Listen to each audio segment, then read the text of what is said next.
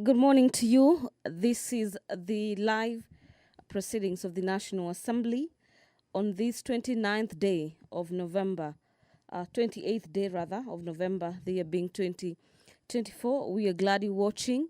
This broadcast is brought to you courtesy of the collaboration between the Kenya Broadcasting Corporation and the Parliamentary Broadcasting Unit. This morning, a lot has been lined up for consideration in today's order paper, being a sitting of the National Assembly on the 28th day at 9:30 a.m. We will begin with three reports. The report of the Committee of the Whole House on the Ethics and Anti-Corruption Commission, this being an amendment bill to the existing Act on the Ethics and Anti-Corruption Commission, Bill number 14, Bill number 11 of the year 2024, by the leader of the majority party and the leader of the minority party. Through this report, the leader of the majority party and of the minority party seek to have the House agree with the report of the committee. This is the Committee of the Whole House on its consideration of the Ethics and Anti-Corruption Commission. The debate on this motion has already been concluded upon, and what remains is for the question to be put. And away from that, the report of the Committee of the Whole House on the Kenya Roads Board's Amendment Bill, National Assembly Bills number 18 of the year 2024, is equally motion number 2 given priority in the order paper this morning. The report of the Committee of the Whole House on the Kenya Revenue Authority Amendment Bill, this being National Assembly Bills number 35 of the year 2024, that the House do agree with the report of the Committee of the Whole House on its consideration of the Kenya Revenue Authority Amendment Bill number 2, National Assembly Bills number 35 of the year 2023. The Public Finance Management Amendment Bill number 3, National Assembly Bills number 44 of the year 2024, is equally another bill lined up for debate this morning. This bill is by the leader of the majority party, currently at the second stage, popularly known as the second reading. And the Public Finance Management Amendment Bill number 4, National Assembly Bills number 45 of the year 2024. These are technically, so to speak, like two bills, but they are quite different. The Public Finance Management Amendment Bill number 3 and the Public Finance Management Amendment Bill number 4. Away from that, the House is set to consider the Public Procurement and Asset Disposal Amendment Bill. This is National Assembly Bills number 48 of the year 2024 by the Chairperson Departmental Committee on Matters Finance and National Planning. Again, here, upon the conclusion of the allocated time for debate, the question will be put for members of the National Assembly to vote on the amendments proposed in the Public Procurement and Asset Disposal Amendment Bill. The Unclaimed Assets Amendment Bill, National Assembly Bills number 15 of the year 2024, is lined up for debates, and so is the Land Control Bill, Bill number 39 of the year 2023. After consideration of the motions and the said bills, the House will then move into the Committee of the Whole, where the House converts itself into a committee. And under this category, we'll be having consideration of three bills. Among them is the Public Finance Management Amendment Bill number 3 and the Public Finance Management Bill number 4 upon conclusion, and the Public Procurement Asset Disposal Amendment Bill. The Higher Education Loans Bill, this being the Higher Education Loans Board Amendment Bill number 58 of the year 2022 by Honorable Joyce Kamene, is set to be debated this morning. The members of the National Assembly are set to resume debate on this bill that seeks to streamline affairs at the Higher Education Loans Board that was interrupted on the 18th of October during morning sitting. This bill has a balance of about 3 hours and 20 minutes for debate and is set to be debated this morning. The consideration of the reports of the financial statements of state corporations of Nyanza region is also lined up for debate this morning. Honorable Gladys Boss, the Deputy Speaker of the National Assembly, is already in the chambers this morning, ready to preside over the business of the House. Allow me to hand you over for this live broadcast brought to you by KBC in partnership with PBU. My name is Gladys Mungai. Good morning. Honorable members, let us pray.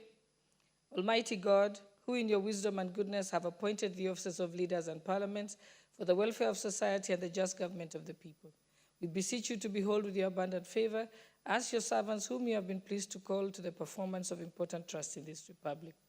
Let your blessings descend upon us here assembled, and grant that we treat and consider all matters that shall come under our deliberation in so just and faithful a manner as to promote your honor and glory, and to advance the peace, prosperity, and welfare of our country and of those whose interest you have committed to our charge. Amen.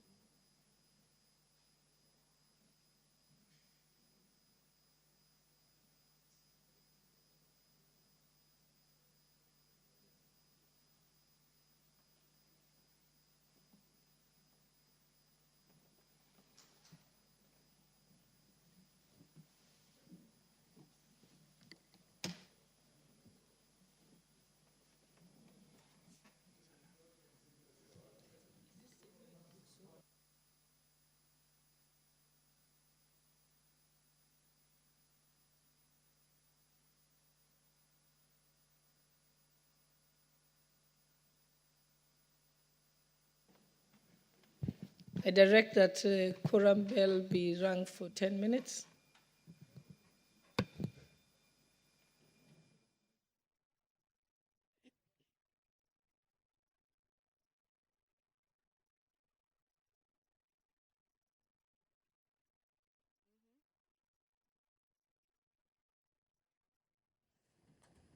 The quorum bell has been rung at the National Assembly this morning, and according to the directives by the Deputy Speaker, currently presiding over the business of the National Assembly, is that a particular quorum bell should be rung for 10 minutes to give members of the National Assembly some leeway to make their way into the chamber this morning to allow the House commence business this morning. This directive on quorum has been guided by the House Standing Orders number 34, subsection 1, that guides the House upon the commencement of business on matters quorum. According to the Standing Orders of the National Assembly, we need at least 50 members to be in the chamber this morning for the commencement of business presided over by the Deputy Speaker of the National Assembly, Honorable Gladys Boss. Before I handed you over to the live proceedings of the chamber, I was just taking you through the highlights in the order of business this morning, where the House is set to consider the Higher Education Loans Board Amendment Bill proposed by Honorable Joyce Kamene. The House is set to resume debate on this afternoon. This bill is seeking to amend the Higher Education Loans Board Act of 1995.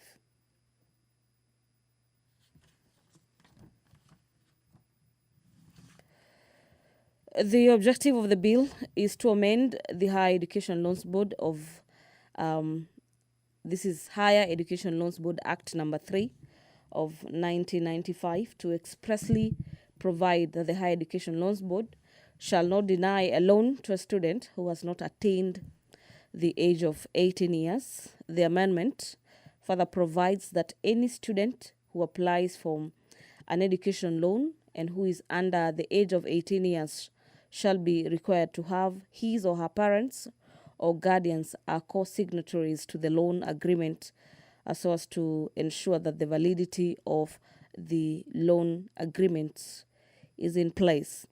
According to the sponsor of this bill, this will ensure that university students who have not attained the age of 18 years and who do not yet have national identification cards are allowed to access higher education loans.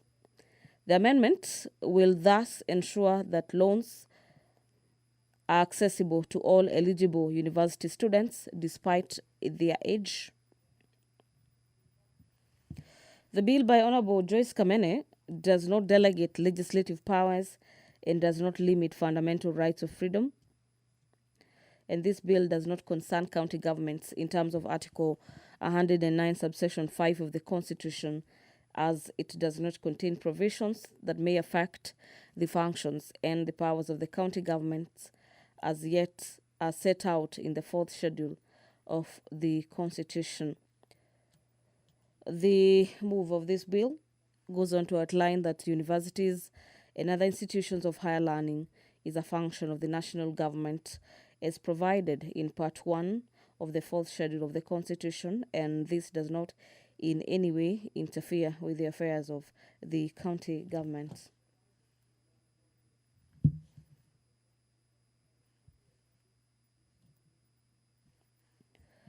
Well, away from the proposals in the Higher Education Loans Amendment Bill, the House this morning is set to consider the report of the financial statement of state corporations in Nyanza region. This is a motion by the Chairperson Public Investment Committee on Matters Governance and Education.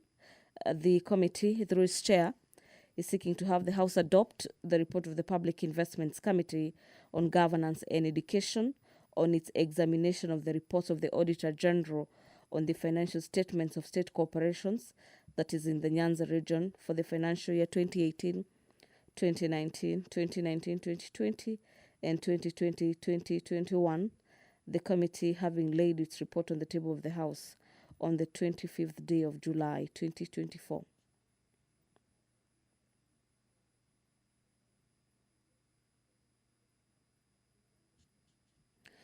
The Political Parties Amendment Bill, National Assembly Bills number 35 of the year 2022 is lined up for consideration this morning. We will be expecting members of the National Assembly to make their contributions in regards to various amendments proposed in the Political Parties Amendment Bill. This is National Assembly Bills number 35 of the year 2022, and this bill is by the Vice Chairperson, Procedure and House Rules Committee.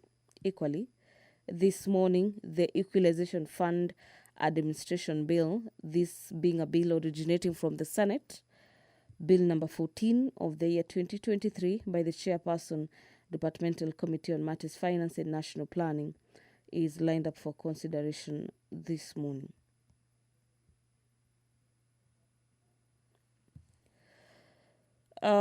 Person to Standing Orders of the National Assembly, Standing Orders number 44, subsection 2C.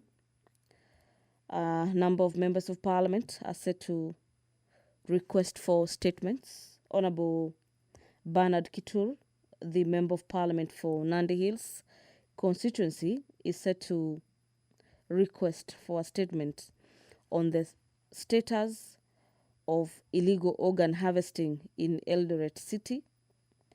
The statement on illegal harvesting of organs in Eldoret City will be handled by the National Assembly Departmental Committee on Matters Health. Honorable Mashua Waithaka, the Member of Parliament for Kiambu, will be requesting for a statement on the status of internet connectivity in ICT hubs within Kiambu constituency, and the request for statement will be handled by the Committee on Matters Information and Innovation.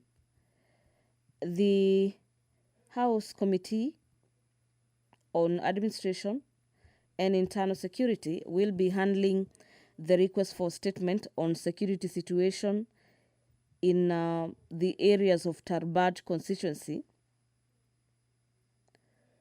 This statement will be sought by Honorable Hussein Abdibare, the Member of Parliament for Tarbaj. And finally, under Standing Orders number 44, subsection 2C, Honorable Omar Mwinyi closes that chapter. The Member of Parliament for Changamwe is set to request a statement on the grievances by employees of Ashton Apparel EPZ Limited and Mombasa Apparel EPZ Limited. The statement that will be sought by Honorable Omar Mwinyi, the Member of Parliament for Changamwe, will be tackled by the Departmental Committee on Matters Labour.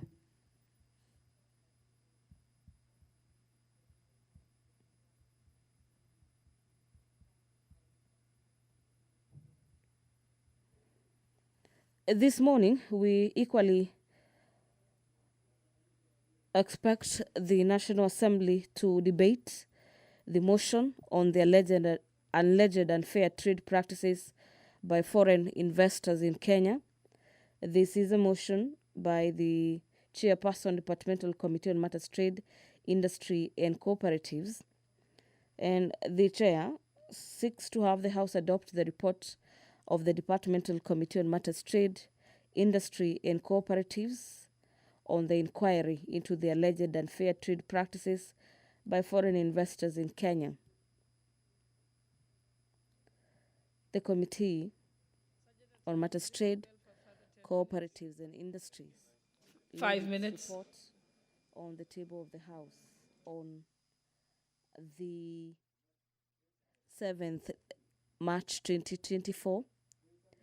I gather that the Deputy Speaker has added an extra 5 minutes to the members yet to make their way into the chamber this morning to do exactly that, to allow the House to commence business this morning. And these directives given under Standing Orders number 34 guide the House on matters quorum when the House is commencing business. According to the Standing Orders on matters quorum, the directive of the bell ringing for 5 and 10 minutes have already been given. And upon the lapse of the extra minutes that have been given by the Deputy Speaker of the National Assembly, Honorable Gladys Boss, currently presiding over the business of the National Assembly, is that if there is still no quorum present, the Speaker shall adjourn the House forthwith to the next sitting.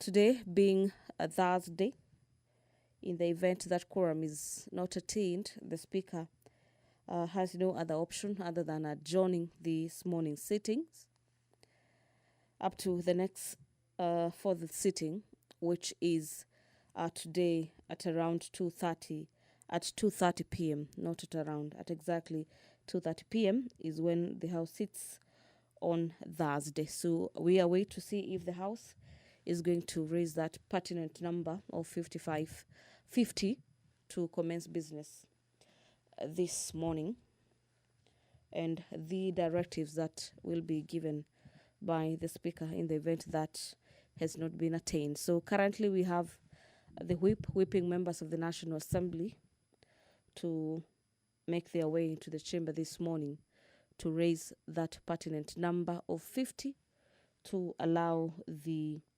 House to commence business this morning, failure to which the Deputy Speaker will be forced to adjourn this morning's sitting until in the afternoon, when the House is yet again lined up for a sitting, today being a Thursday.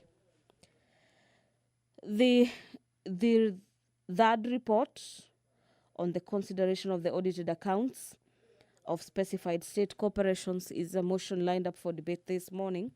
This motion is by the Chairperson, Public Investments Committee on Matters Social Services, Administration and Agriculture.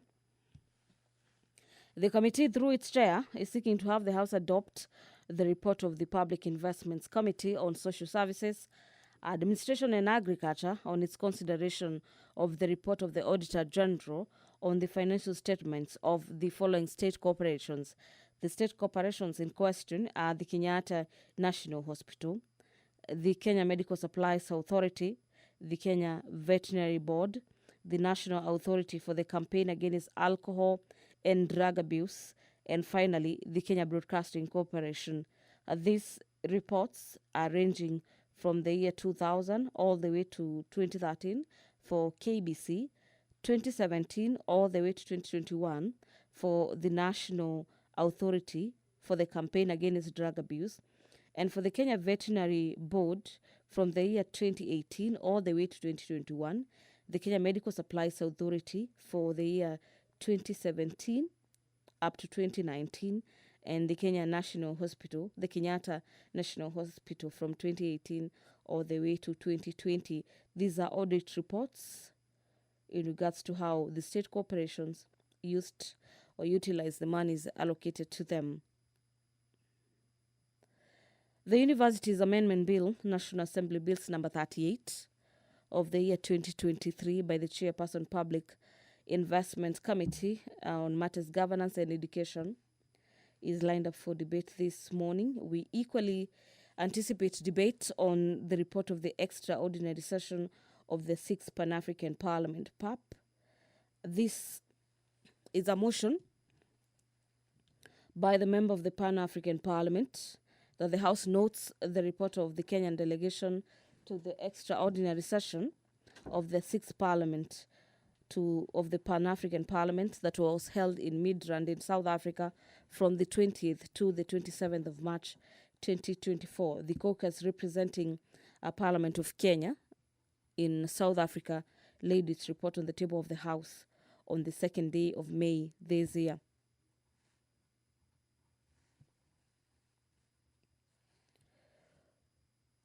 The debate on the report of the performance audit report on the provisions of services to persons with disabilities by the National Council for Persons with Disabilities is expected to take place this morning.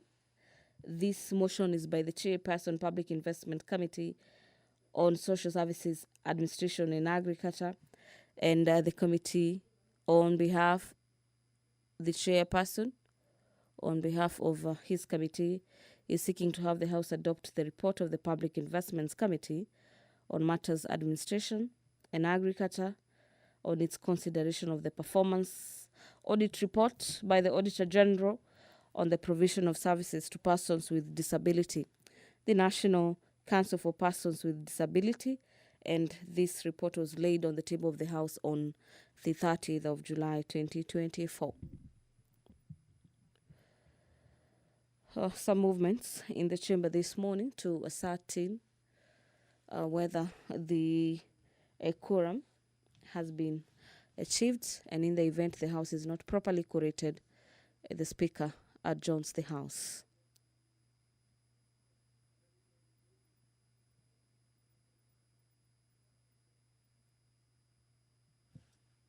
Members at the door, please walk in. So we can start. Okay, let us proceed, honorable members. Those members say. First order. Order number 1, administration of oath. Order number 2, communication from the chair. Order number 3, messages. Order number 4, petitions. Order number 5, papers.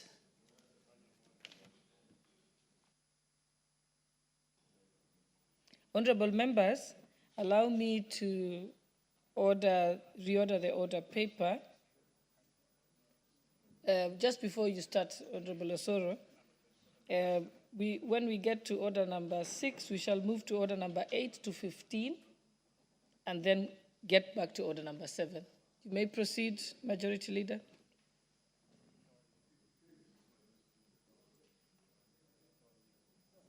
Thank you very much, Honorable Speaker. Honorable Speaker, I beg to lay the following papers on the table of the House today, Thursday, November 28th, 2024, in this morning sitting. Reports of the Auditor General and financial statements for the year ended 30th June 2024, and the certificates therein in respect of Mombasa, Nairobi, Addis Ababa Road, Corridor Project Phase 3, number PZI DBO 095, loan number 2100 1500 255546, Kenya National Highways Authority. 2, Mombasa Gate Bridge Construction Project 1, loan agreement number KEP34, Kenya National Highway Authority. 3, Nairobi Metropolitan Services Improvement Project, IDA credit number 5102 KE, State Department for Housing and Urban Development. Number 4, Samatar Wajir Road, project loan number 13451P, 13/779 and 995, Kenya National Highway Authority. Number 5, National Urban Transport Improvement Project, IDA credit number 5140 KE, Kenya Railways Corporation. 6, Horn of Africa Gateway Development Project, grant credit number 6768 KE, State Department for Roads. 7, South Sudan Link Road Project, reference number 2020 62065, and BMZ number 2020 83939, Kenya National Highway Authority. Bagamoyo Horohoro Lungalunga Malindi Road Project, Phase 1, ID number PZI DBO 129, Kenya National Highway Authority.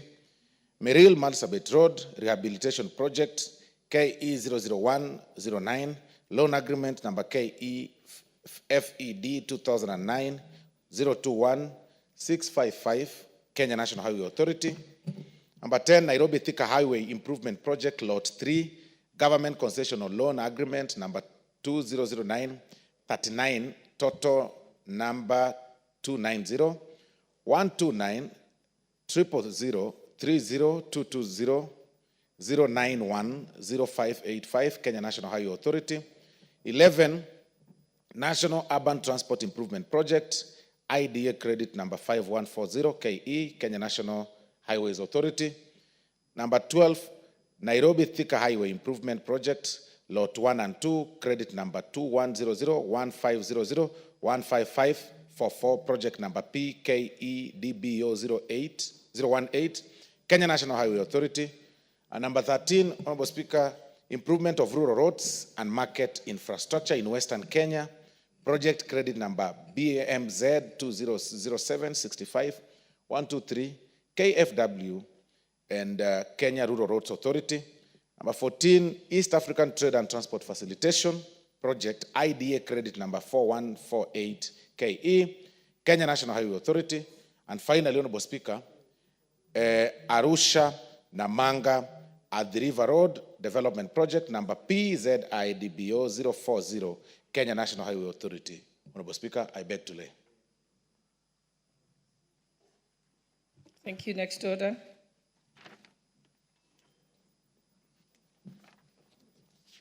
Order number 6, notices of motion. Order number 8, motion, report of the Committee of the Whole House on the Ethics and Anti-Corruption Commission Amendment Bill, National Assembly Bill number 11 of 2024. Question to be put. Honorable members, I now put the question that this House do agree with the report of the Committee of the Whole House on its consideration of the Ethics and Anti-Corruption Commission Amendment Bill, National Assembly Bill number 11 of 2024. Will as many as of that opinion say aye? Aye. Will as many as of the contrary opinion say nay? The ayes have it. Mover to reply? No, to move. Honorable Speaker, I beg to move that the Ethics and Anti-Corruption Commission Amendment Bill National Assembly Bill number 11 of 2024 be now read at that time. And I also request Honorable Oudo to second.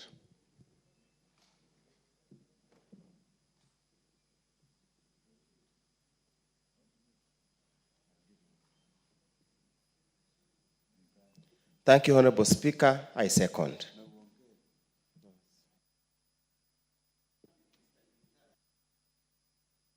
I now propose the question, which is that the Ethics and Anti-Corruption Commission Amendment Bill, National Assembly Bill number 11 of 2024, be now read a third time. I now put the question, which is that the Ethics and Anti-Corruption Commission Amendment Bill, National Assembly Bill number 11 of 2024, be now read a third time. Will as many as of that opinion say aye? Aye. Will as many as of the contrary opinion say nay? The ayes have it. A bill for an act of parliament to amend the Ethics and Anti-Corruption Commission Act. Order number 9, motion, report of the Committee of the Whole House on the Kenya Roads Board Amendment Bill, National Assembly Bill number 18 of 2024. Question to be put. Honorable members, I now put the question that this House do agree with the report of the Committee of the Whole House on its consideration of the Kenya Roads Board Amendment Bill, National Assembly Bill number 18 of 2024. Will as many as of that opinion say aye? Aye. Will as many as of the contrary opinion say nay? The ayes have it. Mover? Let's finish the.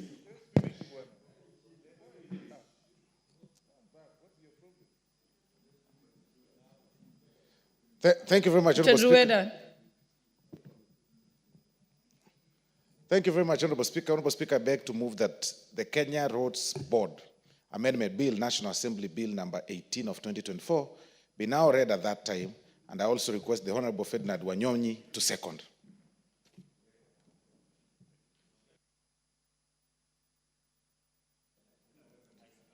Mr. Speaker, I second.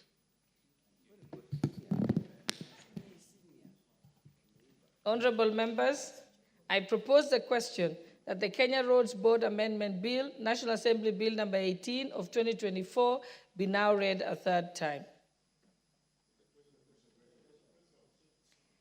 Thank you, honorable members. I therefore put the question, which is that the Kenya Roads Board Amendment Bill, National Assembly Bill number 18 of 2024, be read a third time. Will as many as of that opinion say aye?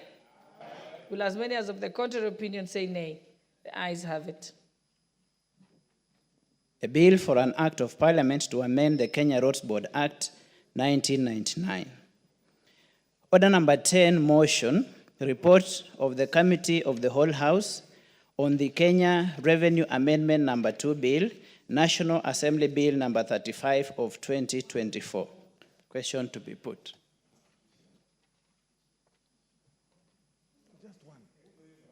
Honorable members, I put the question, which is that this House do agree with the report of the Committee of the Whole House on its consideration of the Kenya Revenue Authority Amendment number 2 Bill, National Assembly Bill number 35 of 2024.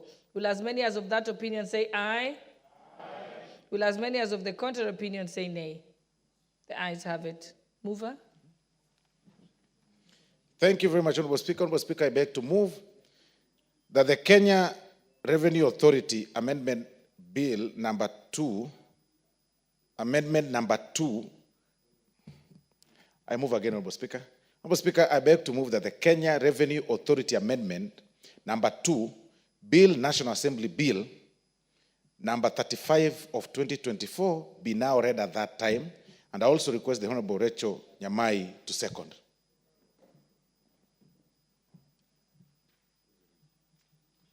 Honorable Speaker, I second. Honorable members, I propose the question, which is that the Kenya Revenue Authority Amendment number 2, Bill, National Assembly Bill number 35 of 2024 be now read a third time. I therefore put the question, which is that the Kenya Revenue Authority Amendment number 2 Bill, National Assembly Bill number 35 of 2023 be now read a third time. Will as many as of that opinion say aye? Aye. Will as many as of the contrary opinion say nay? The ayes have it.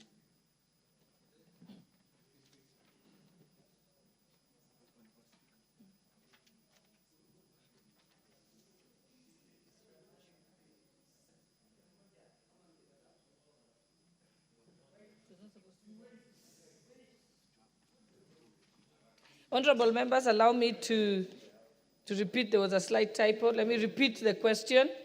I therefore put the question, which is that the Kenya Revenue Authority Amendment Number 2 Bill, National Assembly Bill Number 35 of 2024, be now read a third time. Will as many as of that opinion say aye? Aye. Will as many as of the contrary opinion say nay? The ayes have it. Next order. A bill for an act of parliament to amend the Kenya Revenue Authority Act.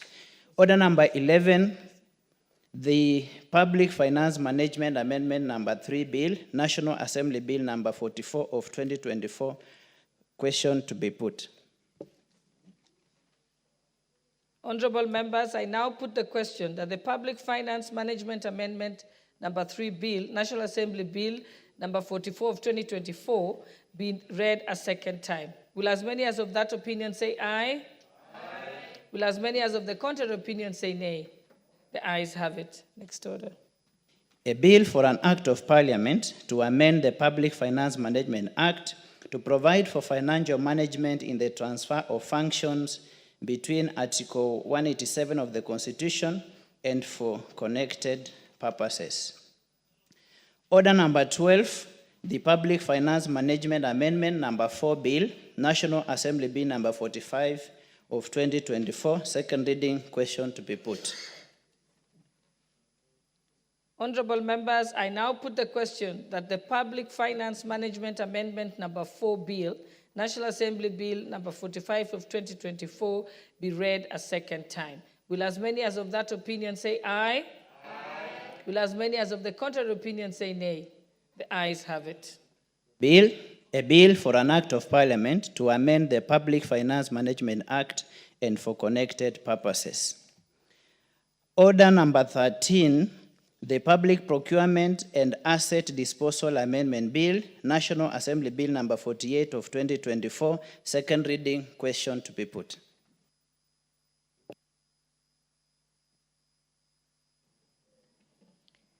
Honorable members, I now put the question that the Public Procurement and Asset Disposal Amendment Bill, National Assembly Bill Number 48 of 2024, be read a second time. Will as many as of that opinion say aye? Aye. Will as many as of the contrary opinion say nay? The ayes have it. A bill for an act of parliament to amend the Public Procurement and Asset Disposal Act and for connected purposes. Order number 14, the Unclaimed Financial Assets Amendment Bill, National Assembly Bill Number 15 of 2024, second reading. Question. I'll put the question. The Unclaimed Financial Assets Amendment Bill, National Assembly Bill Number 15 of 2024, be read a second time. Will as many as of that opinion say aye? Aye. Will as many as of the contrary opinion say nay? The ayes have it. A bill for an act of parliament to amend the Unclaimed Financial Assets Act and for connected purposes. Order number 15, the Land Control Bill, National Assembly Bill Number 39 of 2023, second reading. Question to be put. Honorable members, I now put the question that the Land Control Bill, National Assembly Bill Number 39 of 2023, be read a second time. Will as many as of that opinion say aye? Aye. Will as many as of the contrary opinion say nay? The ayes have it. A bill for an act of parliament to regulate certain transactions in land and for connected purposes. Order number 7, questions and statements.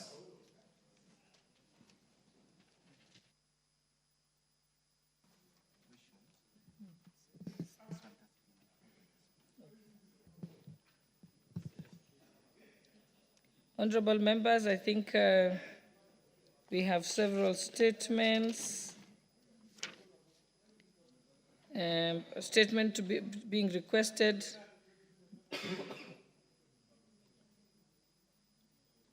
Yes, the Honorable Abdi Bare, member for Tarbaj.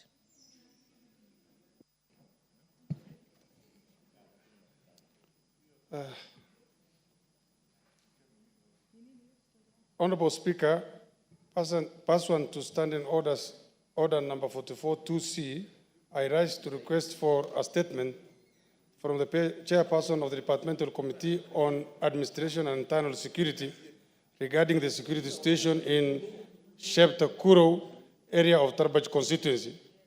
Honorable Speaker, on 15 September 2024, an incident of insecurity occurred along Wajir Mandera Road in Sheptakuro area between Kutulo sub-county and Wargadud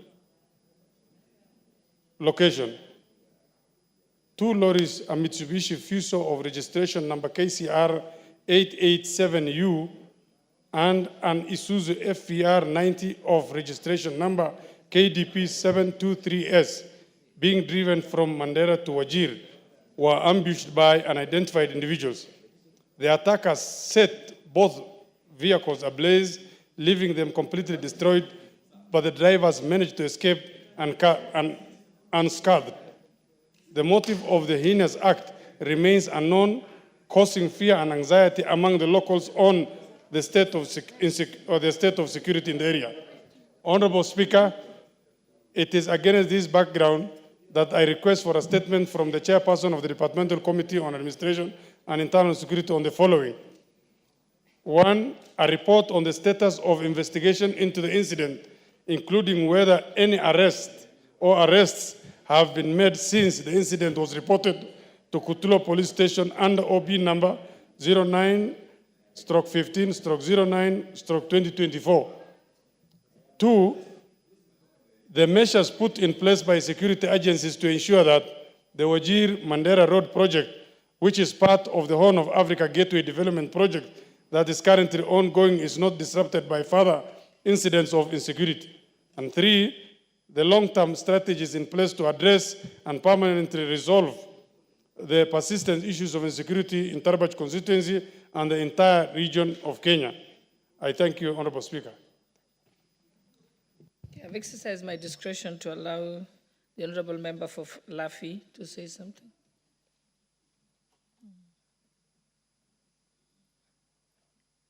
They're giving you the mic. Yeah. Thank you, Madam Speaker, for giving me this opportunity.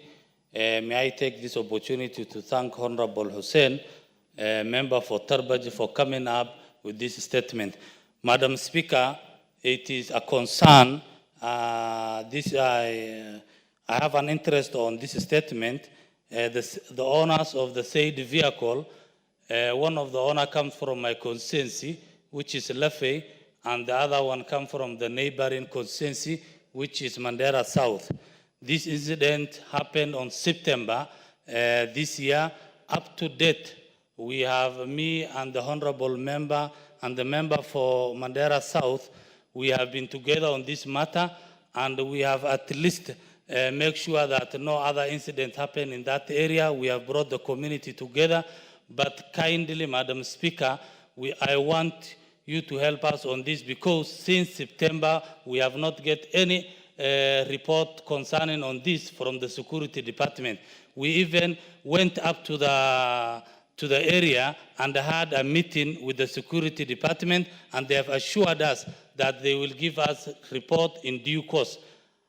Almost 4 months later, we don't have any response. So kindly, we request you, the chair of security, to kindly, before we go to recess, to give us a response on this. Thank you, Madam Speaker. Yes, I don't see the chairperson for Committee on Administration and Internal Security, but Majority Whip, I'll leave that to you. But probably they can do what the Speaker directed yesterday for a similar case, that instead of writing a letter to the Internal Security, is to summon indeed it's true, Honorable Speaker.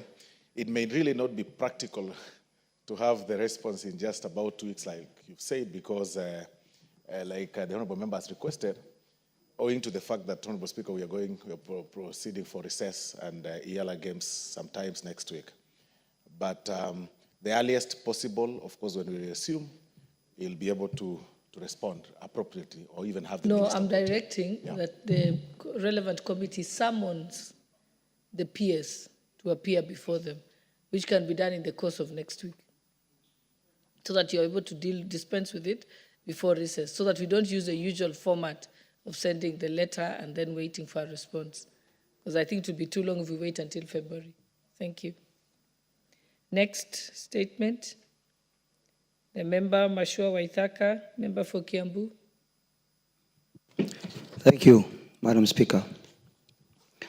I stand up to request for a statement regarding the status of internet conductivity in ICT hubs within Kiambu Town constituency. Honorable Speaker, pursuant to the provisions of Standing Order 44-2C, I wish to request for a statement from the chairperson of the Departmental Committee on Communication, Information and Innovation regarding the status of internet connectivity in ICT hubs within Kiambu constituency. Honorable Speaker, in June 2022, the Ministry of Information, Communication and the Digital Economy initiated a partnership with the Kiambu Town Constituency National Government Constituency Development Fund, NGCDF, Office to enhance digital conductivity in 4 youth centers. The partnership aimed to establish fully equipped ICT hubs at Ndumberi Youth Center, Tinganga Youth Center, Kihingo Youth Center, and Geshosho Youth Center, in conjunction with Telecom Kenya. In furtherance of this initiative, on 14th June 2022, the Kiambu Constituency NGCDF office remitted payments of shillings 1,169,257 to Telecom for each of the 4 centers, amounting to a total of 4,677,028 shillings.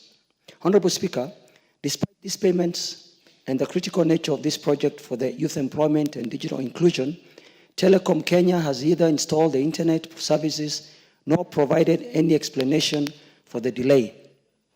The constituency office has made multiple follow-up attempts, including formal communication through letters reference KBU/constituency/04/22024 and KBU/CONNST/052/2024 dated 5th September and 23rd October 2024, respectively.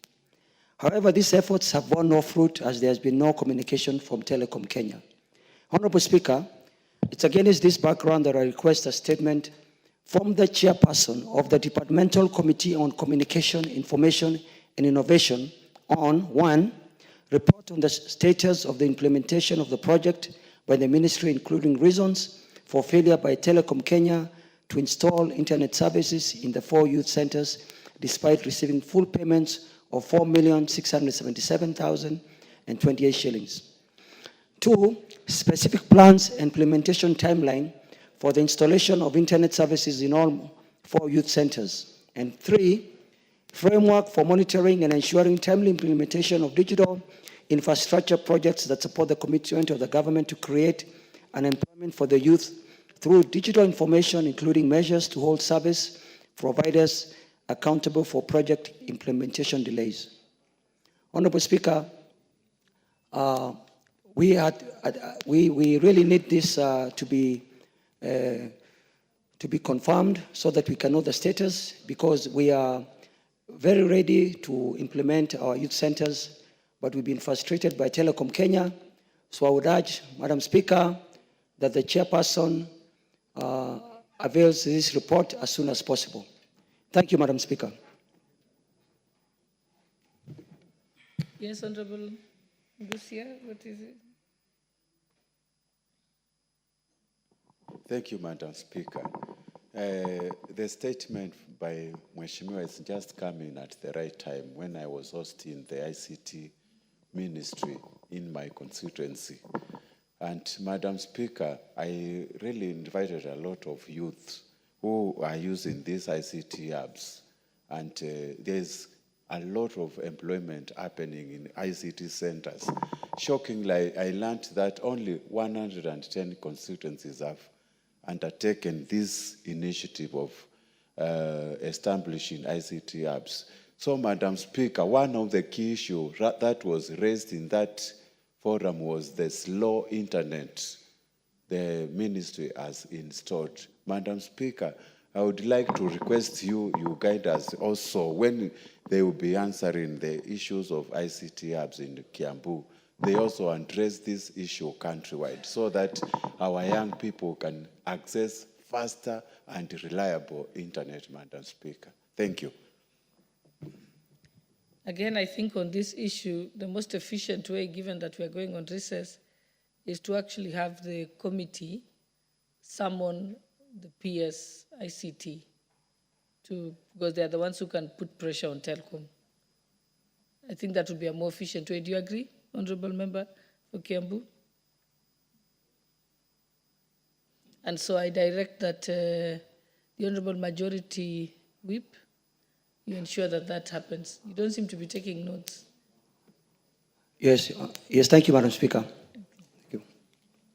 Yes, Honorable Mugambi?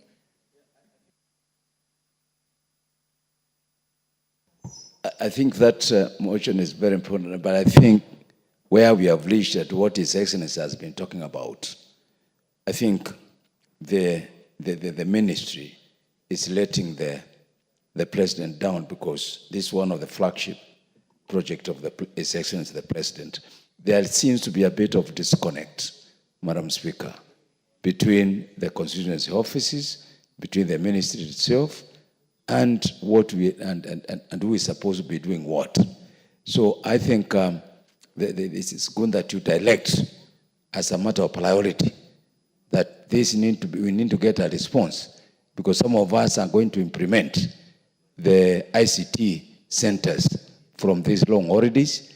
We understand that the CDF has released some money. Some of us have gotten some partners, and we are launching this project. My constituency, we are going to launch 5 of them, and we hope by July, where everything will be operational. But with all these issues of telecommunication and internet, if they are not taken in advance, we will not be able to implement the project fully. Thank you, Madam Speaker. Yes, I agree, and I hope that the majority whip, whom we've directed to ensure that the ICT committee convenes a meeting in the next week before the recess.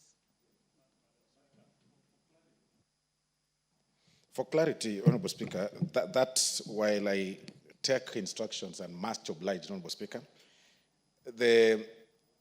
with the principle of adequate timeline for summon and responses, if the summons are served upon the ICT ministry tomorrow, for instance, Honorable Speaker, then it means that they'll seek to appear before the committee maybe sometime next week, Monday or Tuesday. We will be proceeding for recess. Then how soon would they be required to make their report tabled or to have the report tabled before this House, Honorable Speaker? It again beats logic. At the end of it all, we'll end up having both reports tabled here in February or sometimes in February. But I agree with you. We'll instruct the committee appropriately and the chairman to summon the ICT ministry. I think the rule behind, the idea behind the rule or the logic behind the rule that they are given time to respond is when it is something of complexity or that they have to ask another state department. But I think this issue of ICT hubs is on the top of government agenda. I think it's been a subject of discussion among the constituency MPs who have actually been, I mean, it's been put at their desk that it's something they must deliver. And so it's not going to take rocket science for the ministry to be able to respond on it. They must have a list of how many of they've done and if they listen to it, the issues. And I think the member for Kiambu will attend that meeting and any other member that has a similar problem, and then it can be resolved because we have to be efficient. Yes, Honorable Pukose.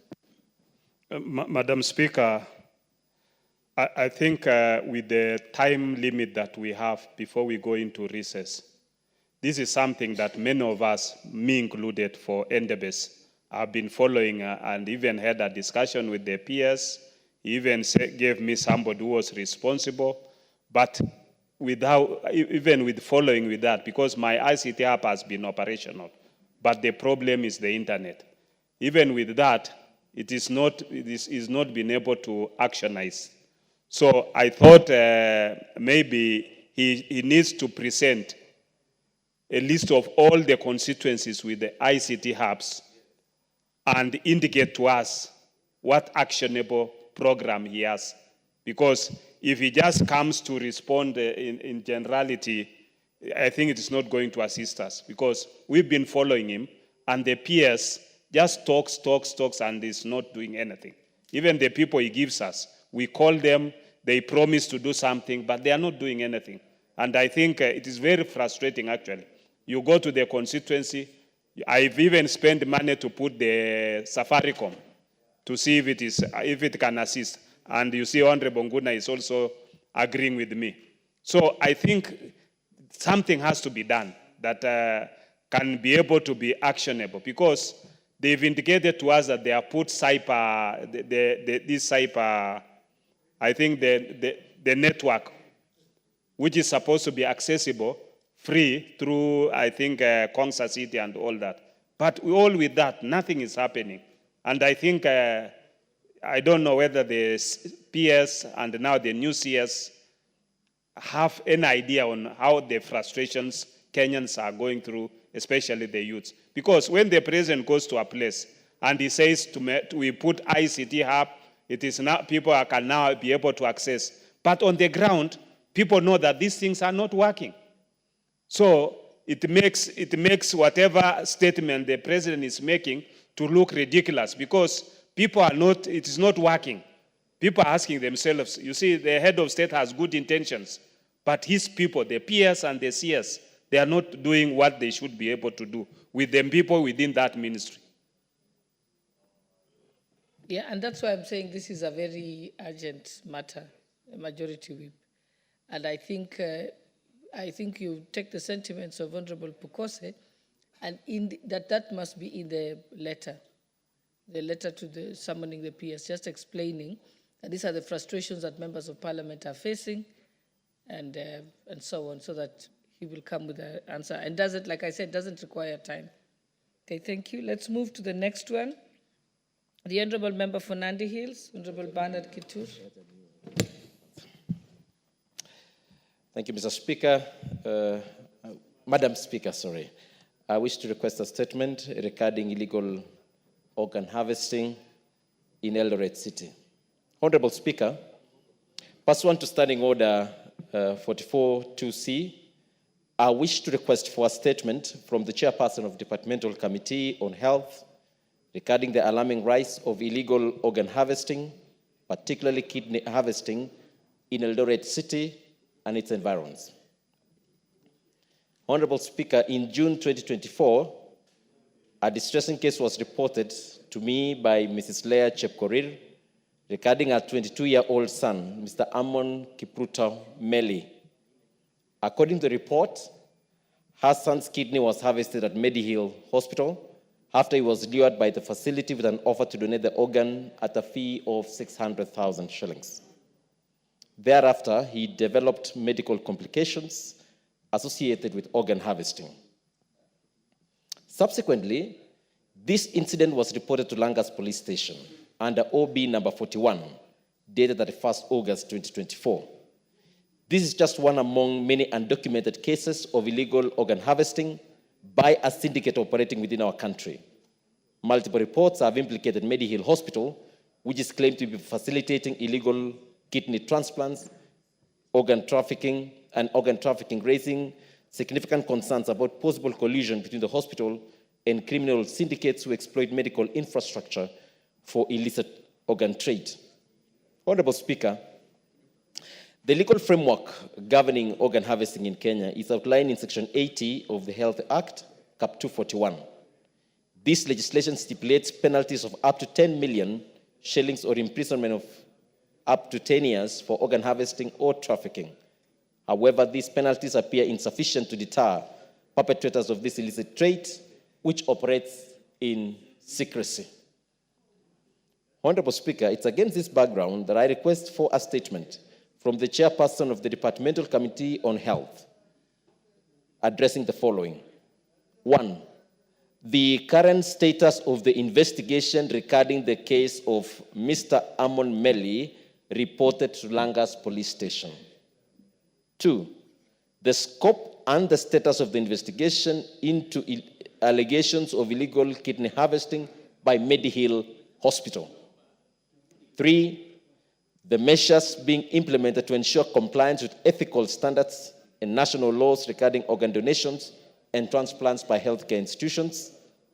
4, the strategic initiatives undertaken to identify and dismantle local and international criminal syndicates involved in illegal organ harvesting. 5, the protective measures being implemented to safeguard vulnerable population from illegal organ trade. And 6, the comprehensive support framework established for victims and survivors of organ harvesting, including compensation, medical care, and counseling services, along with specific rehabilitation programs currently in place or planned for implementation. I thank you, Madam Speaker.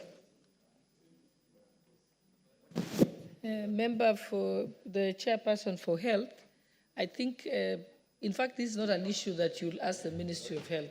It's actually an issue with the DCI or the IG.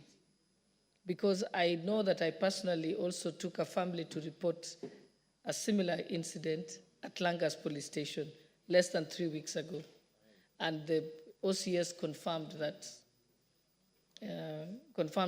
they've been investigating it for several years. So I think it's an issue that you must talk to the criminal investigators, because it's been going on for quite, the investigations have been 3 years. So I think you'll direct it, actually, summon the IG, because it's the investigations is the issue. Thank you, Madam Speaker, for adding into that. And it's a very weighty matter, Madam Speaker, that the committee will have to do investigation, and will also look at the law, because there is a lacuna in terms of the law in as far as organ transplant is concerned. The bill for by the National Tissue Transplant came to this House, and initially it had issues and it was withdrawn. Currently, we have a bill which is in our drafting office at the pre-publication scrutiny, and we'll be able to have a law that will govern that. But meanwhile, these are very serious allegations that I think even the public must have concern when you talk about people harvesting organs from unsuspecting Kenyans, and even doing organ trafficking, which means it goes even beyond the borders. And therefore, your direction that we have to call the IG, and we'll also have to visit Eldoret and also go to Langas, where the matter was reported, and find out what have they done. And we'll also need to see this, go to this Medihill Hospital and look at how many cases they've been able to do organ transplant in that place, and also seek public opinion, members of public, anybody with information to that effect, to volunteer to the committee so that we can prepare a comprehensive report. In view of the fact that we are going on recess, I would ask Honorable Speaker that using standing order number 1, that this matter does not lapse with the Parliament going on recess, so that the committee during its recess period can do a thorough investigation on this and allow us to report to this House when Parliament resumes from recess. Thank you, Honorable Speaker. I think, Honorable, because you can, as chairperson, you can send a request to the substantive speaker to be allowed to sit during the recess, or at least convene at that time your committee. But there are two aspects here. There is the law that's being developed, but there is also the aspect that criminality has occurred. Offenses have occurred as we speak now, which is the illegal organ harvesting. So you look at it. I know that Honorable Nyikal and Honorable Nyamai wanted to weigh in on this. Allow Honorable Nyamai, then you, Honorable Nyikal. Thank you very much, Honorable Speaker. I would like to support this statement by the young member of parliament who is very active in this house, and to agree with you, Madam Speaker, that this is not only a health matter, it is a criminal issue. And I am sure that the Honorable Dr. Pokose is equal to the challenge. This is not only happening in Kenya, it is happening in the whole of Africa. Initially, it was about poverty, but now it is about people lengthening their lives by acquiring organs of younger people and believing that when they have these organs of younger people, they can live longer. So I believe that it's a complicated matter that the committee needs not only to be assisted by experts in the Ministry of Health, but to make sure that they go also to the Ministry of Interior, where they weigh on this matter beyond health, because it's not only health. It's about poverty, it's about people's health, it's about people lengthening their lives, it's about crime. So it's a matter that is complicated, but I believe that the Honorable Pokose can deal with this matter. Thank you for giving me a chance, Madam. Honorable Nyikal. Thank you, Madam Speaker. This is an extremely important matter before us, and I applaud the Honorable Member for raising it. And I want to support what the chair of our committee actually indicated. It is actually a criminal matter. It is a professional matter. And therefore, we need to look at it. We'll not only look at the police aspects, we'll also have to carefully look at the professional aspects, because for it to happen, professionals must be involved. And it's not just probably one profession, it will be a number of professions.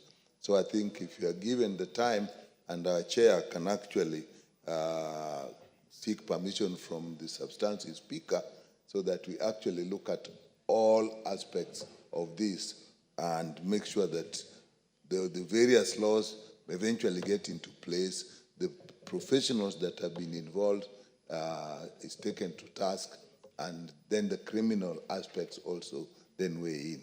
So I really support the move by the member and the suggestion by our chair of the committee. Honorable Tangoyo.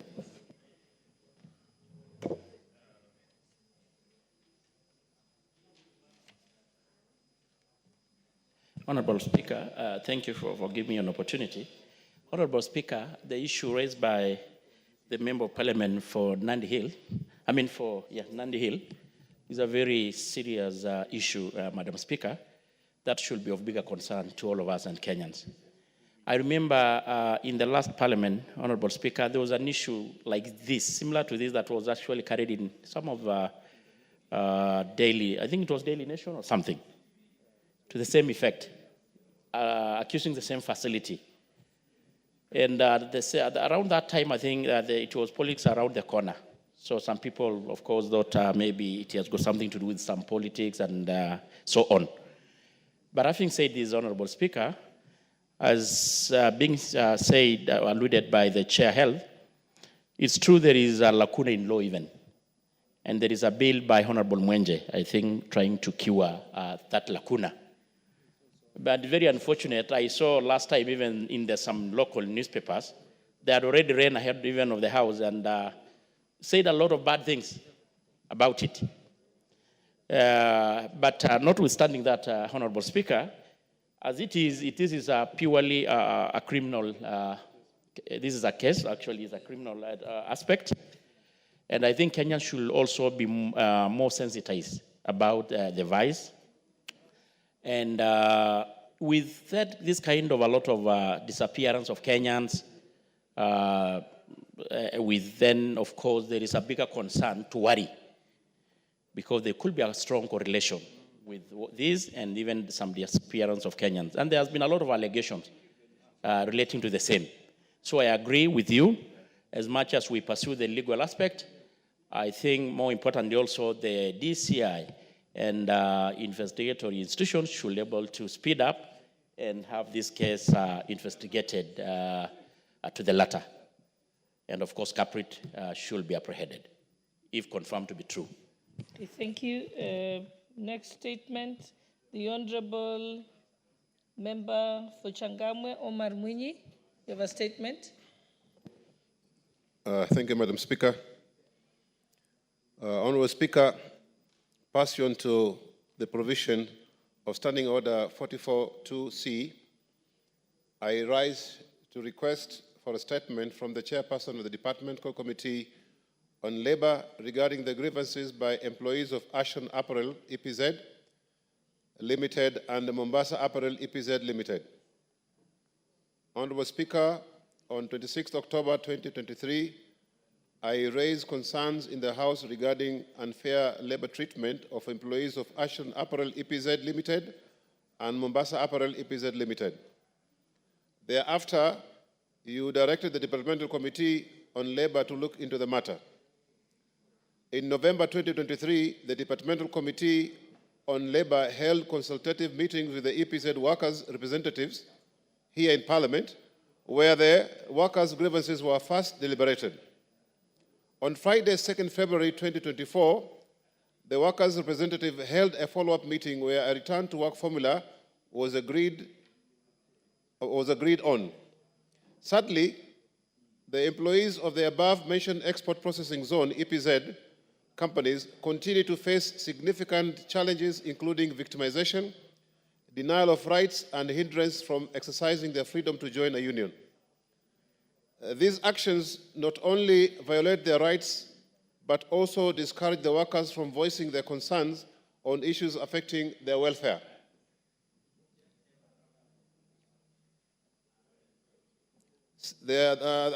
Concerning their welfare, safety, and fair treatment in the workplace, contrary to Article 41 of the Constitution.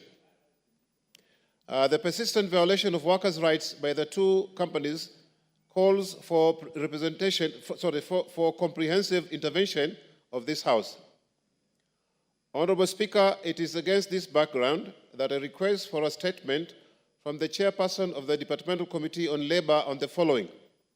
First, the status of implementation of the return to work formula agreed on between the Ashton Apparel EPZ Limited, Mombasa Apparel EPZ Limited, and the workers' representative on 2nd February 2024.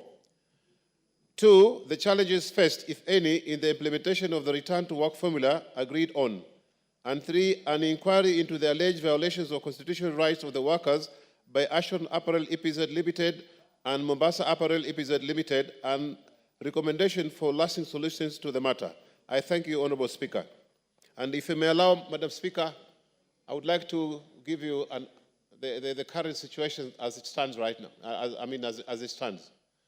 Madam Speaker, it is very unfortunate that the Labour Ministry, which is supposed to be the ministry which safeguards the workers' interest, it is actually the first which, of course, is trying to work with the management to thwart any effort the workers have or make to emancipate themselves from victimization and violations of their rights in companies. As we are right now, Madam Speaker, the company has sacked almost 400 employees, and they sack and employ new ones so that they remove all those who are in the union, so that the number which is required is not actually arrived at. So, Madam Speaker, I would like you to direct to have this matter dealt with next week, so that at least before we go for recess, we can actually have something to start on, and maybe even during our recess, Madam Speaker, to carry on until this matter is sorted out. Thank you, Madam Speaker. Okay, Majority Whip, you will ensure that this matter, because I cannot see the Labour, the chairperson for the Committee on Labour, so I'll leave it to you to make sure that you alert them and to take the appropriate action as requested. Much obliged, Honourable Speaker, and I hope the Honourable Munyi will understand again the limited timelines that we have to dispense of this matter, but we commit to have it handled the quickest time possible. Thank you very much. Okay, now the statement by the Honourable Member for Kerusoi South, Honourable Joseph Tanui. Thank you, Honourable Speaker, Deputy Speaker, for giving me this opportunity to read this statement. Honorable Speaker, pursuant to the provisions of Standing Order 44.2c, I rise to request a statement from the chairperson of the Departmental Committee on Labor regarding mistreatment and unfair dismissal of employees at Kiptagich Tea Estate, located in Kuresoi South constituency. Honorable Speaker, Kiptagich Tea Estate entered into a collective bargaining agreement, CBA, in January 2023 for 2 years with 150 employees on permanent terms, under which they were to be paid Kenya shillings 18 shillings 46 cents per kilogram of tea plucked. However, the factory violated this agreement by unilaterally reducing the payment to Kenya shillings 8 per kilogram, which is a significant breach of the agreed upon terms. The employees have encountered numerous injustices, including low wages, unfair dismissal, and intimidation through excessive police force when advocating for their rights. Further, the introduction of tea plucking machines has resulted in an abrupt termination without prior consultation, while others have allegedly been pressured into resigning. Honorable Speaker, it is against this background that I seek a statement from the chairperson of the Departmental Committee on Labor on the following. 1. Measures taken by Kiptagich Tea Estate to reinstate the dismissed tea pluckers and provide them with compensation for unfair dismissal and lost income. Number 2, steps being taken to address the mistreatment, unfair dismissal, violations, and breach of the collective bargaining agreement and employee contracts at Kiptagich Tea Estate. Thank you, Honorable Speaker. Thank you. Again, I think that's under the same Committee on Labor. So I think, Honorable Osoro, you'll ensure that this reaches the chairperson who's not present. Okay, we may proceed to the next order. Much obliged.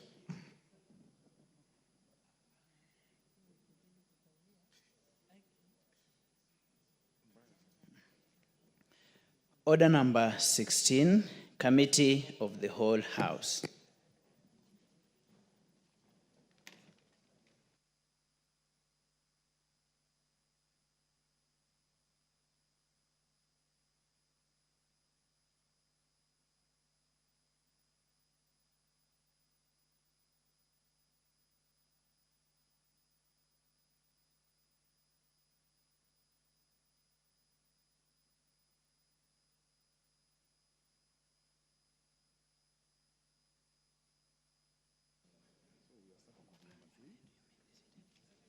Honorable members, you may be seated.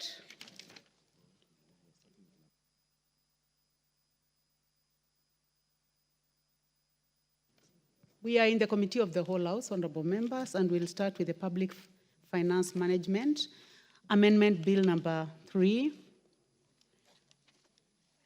National Assembly Bill number 44 of 2024.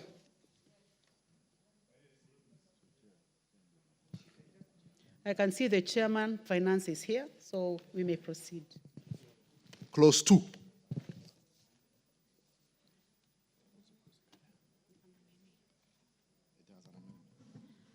I propose the question that Clause 2 be part of the bill. Chairman. Chairman Finance. Thank you, Honorable Chair. I beg to move that Clause 2 of the bill be amended as proposed. The new section 186G1 by deleting the words "the county treasury," appearing immediately after the words "control of budget," substituting therefore with the words "the national treasury." This proposed amendment is seeking to clarify on the report submitted to various entities by the accounting office and the county government in case of a transfer of a function from the national government to a county government. It clarifies that the report will be submitted to the national treasury instead of the county treasury. This was more of a drafting error. I beg to move, Honorable Chair. So now propose the question that clause 2 be amended as proposed by the chair. I don't see any interest in this. So I now put the question that clause 2 be amended as proposed by the chair. Will as many as of that opinion say aye? Will as many as of a contrary opinion say nay? The ayes have it. I now put the question that clause 2 as amended be part of the bill. Will as many as of that opinion say aye? Will as many as of a contrary opinion say nay?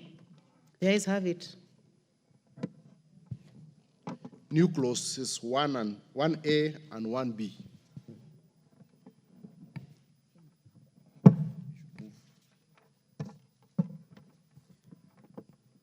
I now call upon the chair to move second reading of the new clause 1A and 1B. Honorable Chair, I beg to move that new clause 1A and 1B be read a second time. Honorable Chair, these new clauses came out of public participation. We've had county governments fail to remit statutory deductions like PYE, like NSSF, like SHE, like pension deductions to that they already deduct from the employees and remitting these statutory deductions to the respective entities, and therefore this requirement will mean that the controller of budget now will not approve withdrawals from the county revenue fund where those statutory deductions have not been remitted to the statutory entities. I beg to move, Honorable Chair.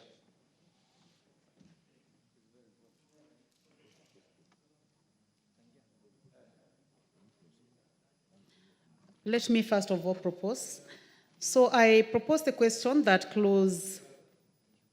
new clause 1A and 1B be now read a second time. Honorable Charles, did you want to comment on this? Chair, I just want to comment and thank the chair for bringing this issue.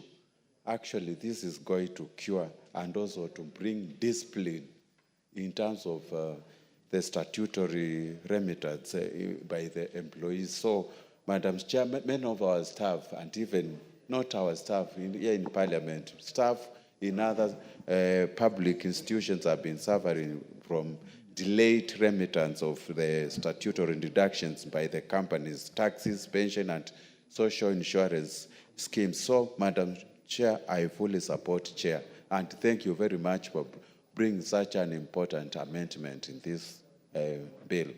Thank you.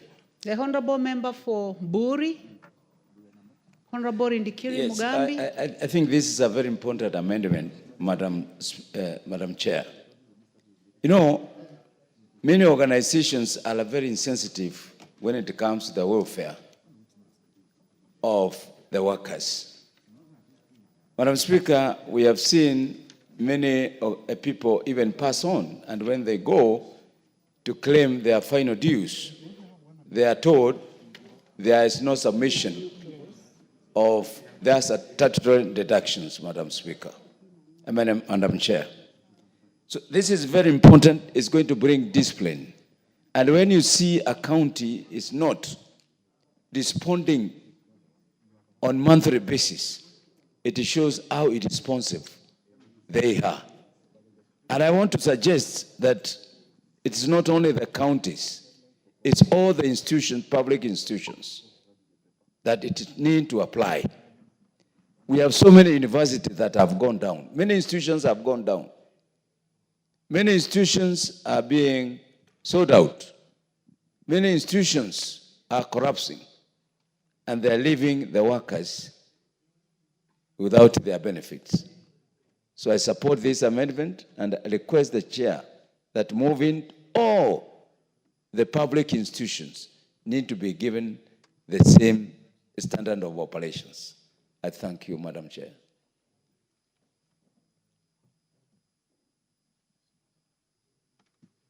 Sosoro.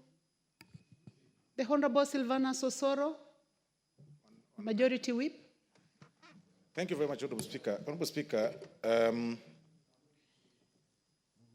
on the new clause 1A, Honorable Speaker, that, oh, sorry. Thank you very much, Honorable Speaker. Honorable Speaker, I also want to join the other members who've spoken ahead of me in support of what the Honorable Chair for Finance has moved. Honorable Speaker, it is important to realize that the remittance of the statutory deductions is paramount, Honorable Speaker.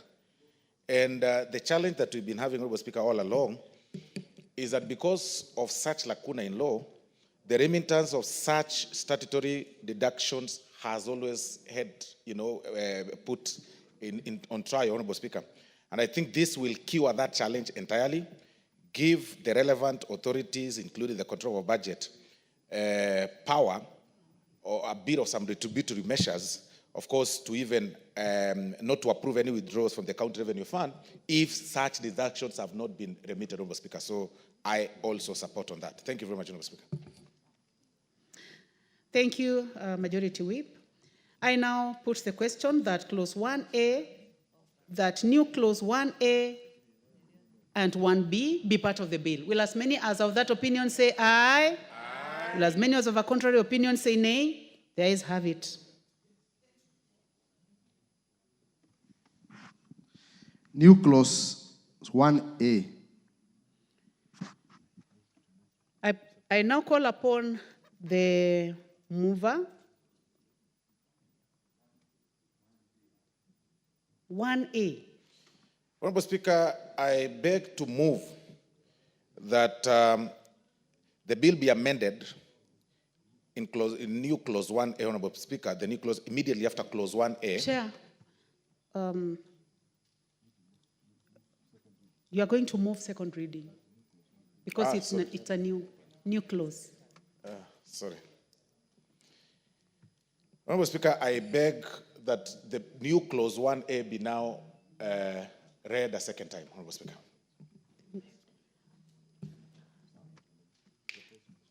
I now propose the question that new clause 1A be read a second time. You may now proceed to explain. Honorable Speaker, thank you very much. Honorable Speaker, the justification of this particular clause is that there is need to increase the timeline for submission of the county fiscal strategy paper to the county assemblies, Honorable Speaker. It's quite paramount, Honorable Speaker, that the amendment of the Public Finance Management Act of 2012 to also increase the period for consideration, Honorable Speaker, of the budget policy statement from 14 to 21 days, which is very necessary, Honorable Speaker, to allow for comprehensive scrutiny of the proposals contained in the statement. Honorable Speaker, the timeline that was 14 days, as it were, Honorable Speaker, is really not sufficient to scrutinize the budget policy statement, Honorable Speaker, and the justification of this new clause, Honorable Speaker, is to at least extend the timeline by another 7 days so that the whole policy statement can be well scrutinized, comprehensively relooked at, and so to get the justifiable end, Honorable Speaker. Thank you very much. I beg to support that, to move that. Thank you, Chairman. Honorable Speaker, there are two very important policy documents that inform the budget process of national government and county governments. For the national government, it's a budget policy statement, and for the county government, it's a fiscal strategy paper. So the current provisions in the PFM Act provides for only 14 days for consideration. And therefore, you find that committees have to really rush to complete this process, submit to the budget committee within 14 days. Therefore, this extension from 14 days to 21 days will enable both National Assembly and county assemblies to have enough sufficient time to scrutinize these very important policy papers that inform the budgets for national government and for county governments respectively. I thank you, Honorable Chair.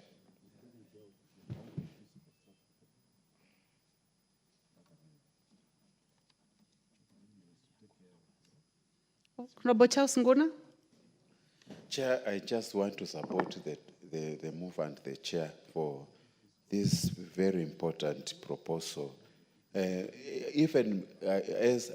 parliamentarians, we have been really struggling in terms of perusing these policy documents, and most of the time, even if we are struggling and others are struggling, I think it is very difficult for us to understand the whole policy statement. So extension by another 7 days is very important so that we can read, digest, and actually integrate it in our plan. So, Madam Chair, I support.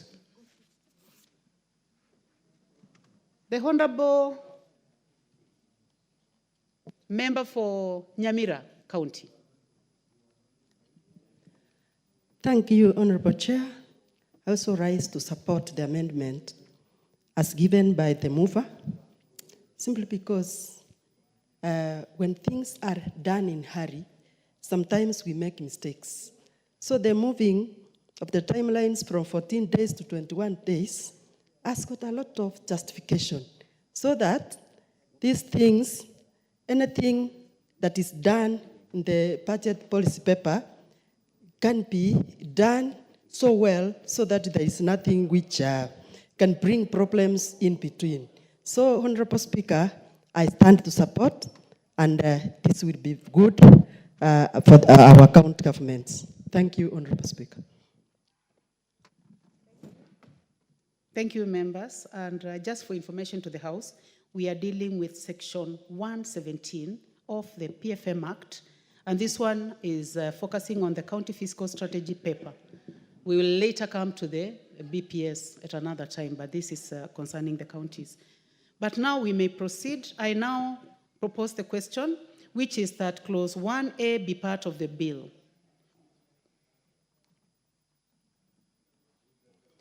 Now, I take this again. I now put the question, which is that Clause 1A be read a second time. Will as many as have that opinion say aye? Aye. Will as many as have contrary opinion say nay? The ayes have it. I now propose the question, which is that Clause 1A be part. I propose the question that new Clause 1A be part of the bill. Will as many as have that opinion say aye? Will as many as have a contrary opinion say nay? The ayes have it. I now put the question that new Clause 1A be part of the bill. Will as many as have that opinion say aye? Will as many as have a contrary opinion say nay? The ayes have it.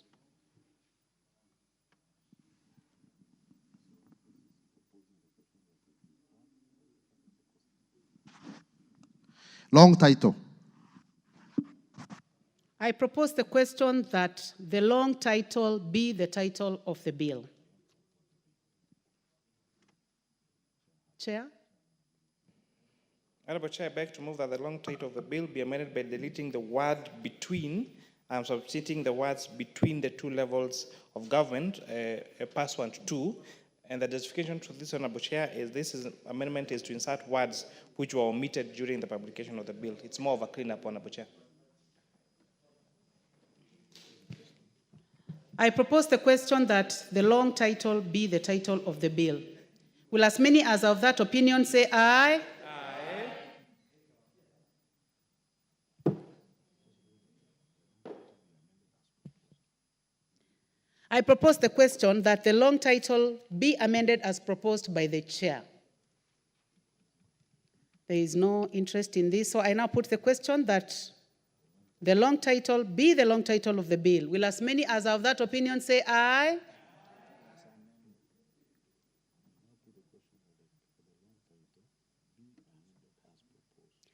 I now put the question that the long title be amended as proposed by the chair. Will as many as have that opinion say aye? Aye. Will as many as have contrary opinion say nay? The ayes have it. I now put the question that the long title as amended be part of the bill. Will as many as have that opinion say aye? Aye. Will as many as have a contrary opinion say nay? The ayes have it. Title.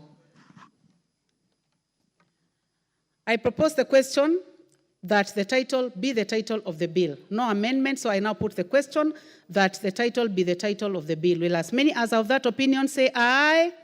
Will as many as have a contrary opinion say nay? The ayes have it. Clause 1. I propose the question that Clause 1 be part of the bill. No amendment, so I put the question that clause 1 be part of the bill. Will as many as are of that opinion say aye? Will as many as have a contrary opinion say nay? The ayes have it. I now call upon the mover to move reporting. Chair. Honorable Chairperson, I beg to move that the committee do report to the House its consideration of the Public Finance Management Amendment Bill number 3 of 2024, National Assembly Bill number 44 of 2024, and its approval therefore with amendments.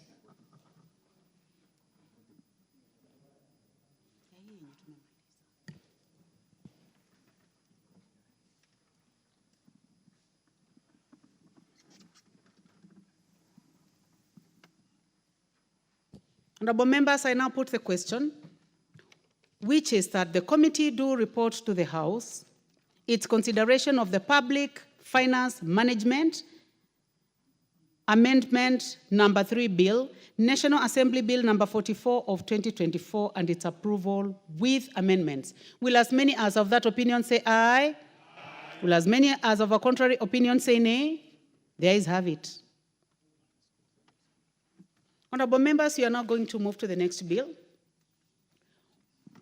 which is the Public Finance Management Amendment number 3 Bill.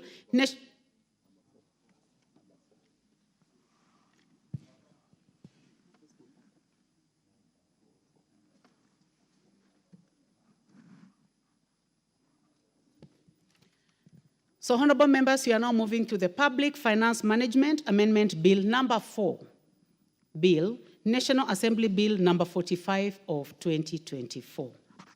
Clause 2.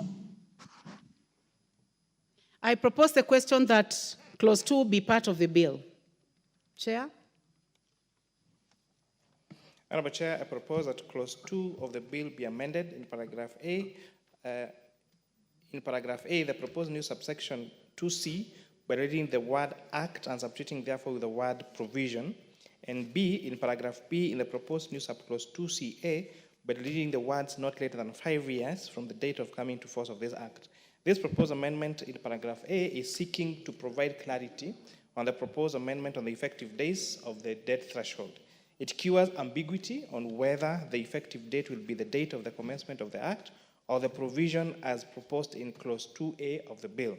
This proposed amendment in paragraph B is seeking to cure ambiguity on the proposed new subsection 2C on the obligation of the Cabinet Secretary taking measures to comply with the debt threshold. As provided in the bill, the use of the words not later than 5 years from the date of coming into force of this act, it might be construed to mean that the measures being taken by the Cabinet Secretary could be taken within 10 years, which is not the intention of the bill. Honorable Chair, this is the debate that we had yesterday, where we are seeking clarity that the adherence to the 55% debt as a percent of GDP in present value terms will have to come in effect within 5 years, and not after 10 years, as may be construed as read probably as currently proposed in the bill. So this provides for that clarity, which was the real intention of the bill. I beg to move on, Honorable Chair. Thank you, Chair. I propose the question that clause 2 be amended as proposed by the Chair. The Honorable Soro. Honorable Speaker, I also support the mover's amendment, Honorable Speaker, as proposed by the Chair, Honorable Speaker, because when there is ambiguity in law, Honorable Speaker, it really raises challenges and sometimes it leads to abuse. And it's paramount when you say not later than 5 years from the date of coming into force of this act, Honorable Speaker, and you leave it blankly at times without really specifying the timelines, then you allow people to just abuse it, or the Cabinet Secretary, can even get up to 10 years, Honorable Speaker. So I think this amendment by the mover is quite timely, Honorable Speaker. I support. Thank you very much. Thank you. The Honorable Dr. Pukose, member for Endebess. Thank you, Madam Speaker. I think I want to support the amendment by the Chair, and just in the same breath that it clarifies, leaving no ambiguity and no room for doubting on the time duration. Thank you, Madam Speaker. Thank you. The Honorable Kasim Tandaza, member for Matuga. Asante Mheshimiwa Spika. Naunga mkono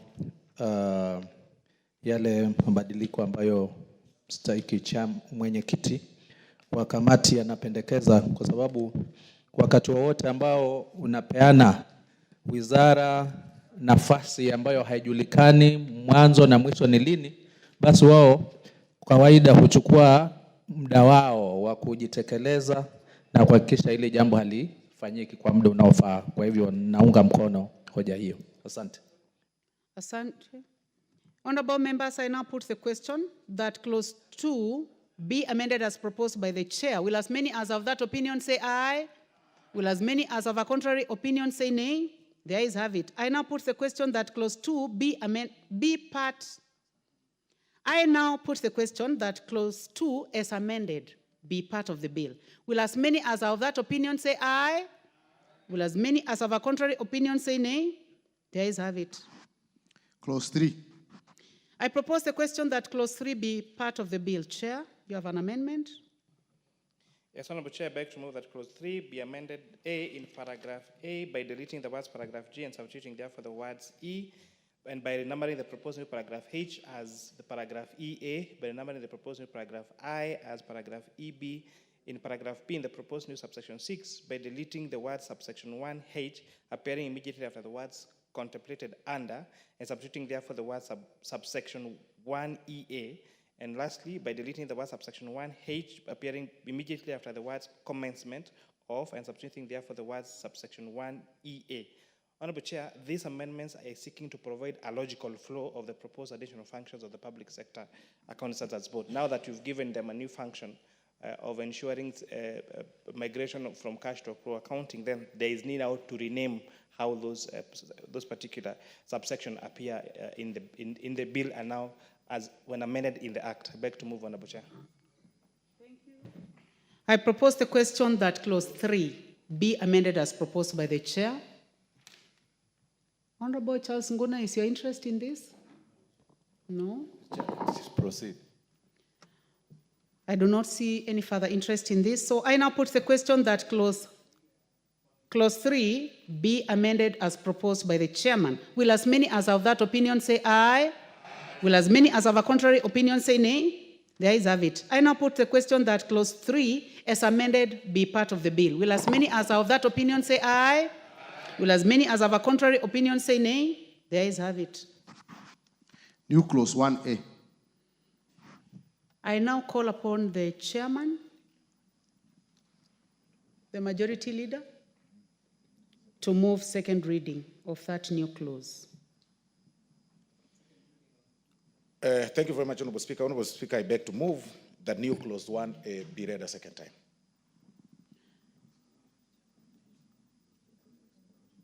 Would you like to explain before we give a chance, or can I pass to the chair? Yeah, please. Chairman, please. Majority Leader. Thank you. Thank you very much, Honorable Speaker. Honorable Speaker, new clause 1A, Honorable Speaker, the justification is that there is need to increase again the timeline for submission of the County Assembly. To increase, of course, the fiscal strategy paper to the county assemblies. And I'm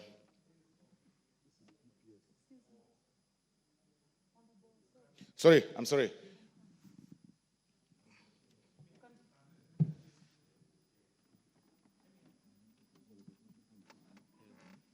Honorable members, the chair will have his time, but now it is time for the mover.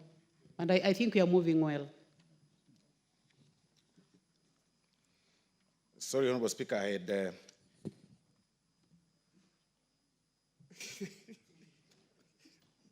Honorable Speaker, you can protect me from the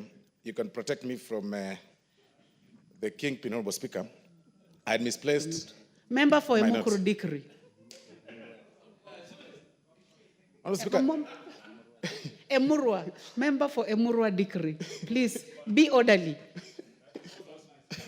Honorable Speaker, you may proceed, Majority Leader. Thank you very much, Honorable Speaker. Honorable Speaker, I had misplaced my notes.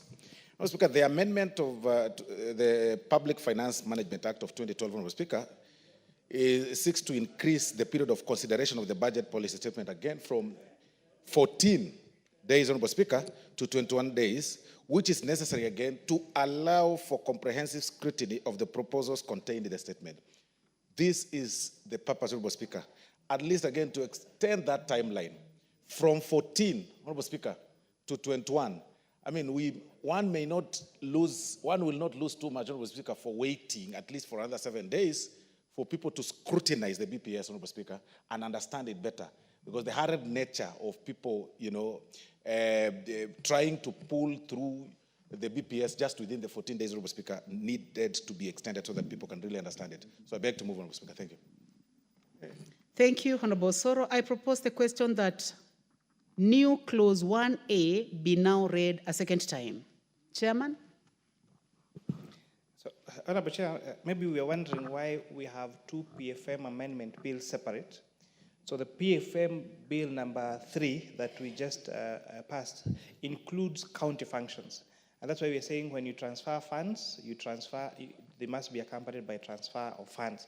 And that is why we now move an amendment in that bill to increase the time for the county fiscal paper. But now this other PFM is dealing with the debt anchor, which now, because it doesn't concern counties, doesn't have to go to Senate. So the first bill will obviously have to be transmitted to the Senate. This bill, because it does not contain counties, will only be processed in this House. And that's why now the amendment on budget policy statement processing days be increased from 14 to 21 falls square onto this bill. I wanted to make that clarification why there are two bills separate that amend the same Public Finance and Management Act. Thank you, Chair. I now put the question that new clause 1A be now read a second time. Will as many as are of that opinion say aye? Will as many as are of a contrary opinion say nay? The ayes have it. I now propose the question, which is that new clause 1A be part of the bill. Honorable members, I do not see interest in this, so I will proceed. I put the question that new clause 1A be part of the bill. Will as many as are of that opinion say aye? Will as many as have a contrary opinion say nay? The ayes have it. Title. I propose the question that the title be the title of the bill, and there be no amendment. I now put the question that the title be the title of the bill. Will as many as of that opinion say aye? Will as many as have a contrary opinion say nay? The ayes have it. Clause 1.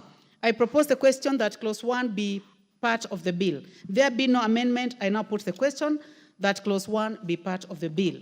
Will as many as have that opinion say aye? Will as many as are of a contrary opinion say nay? The ayes have it. I now call upon the mover to move reporting. Honorable Chairperson, I beg to move that the committee do report to the House its consideration of the Public Finance Management Amendment Bill number 4, National Assembly Bill number 45 of 2024, and approval therefore with amendments. Thank you very much, Chair. Honorable members, I now put the question, which is that the committee do report to the House its consideration of the Public Finance Management Amendment number 4, Bill, National Assembly Bill number 45 of 2024, and its approval with amendments. Will as many as have that opinion say aye? Will as many as have a contrary opinion say nay? The ayes have it.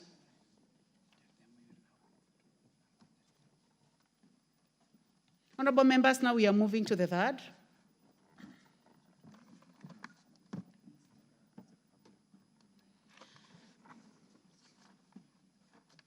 The Public Procurement and Asset Disposal Amendment Bill, National Assembly Bill number 48 of 2024. Clause 3.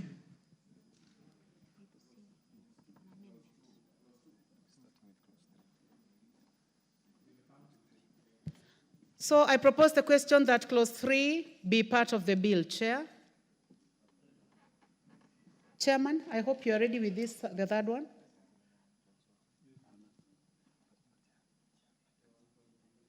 Please pass the mic to the chairman. Honorable Chair, I beg to move that clause 3 of the bill be amended in the proposed new subsection 4 by deleting the words under appearing immediately after the word doubt except and substituting therefore the word where are and inserting the word for immediately after the word provides. And this, Honorable Speaker, amendment is to provide clarity on this particular provision.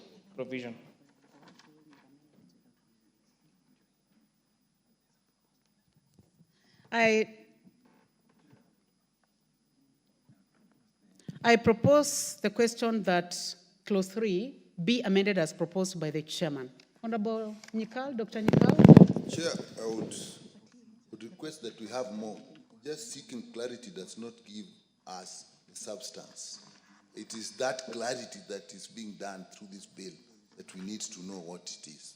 Thank you. So if we get that before we make comments.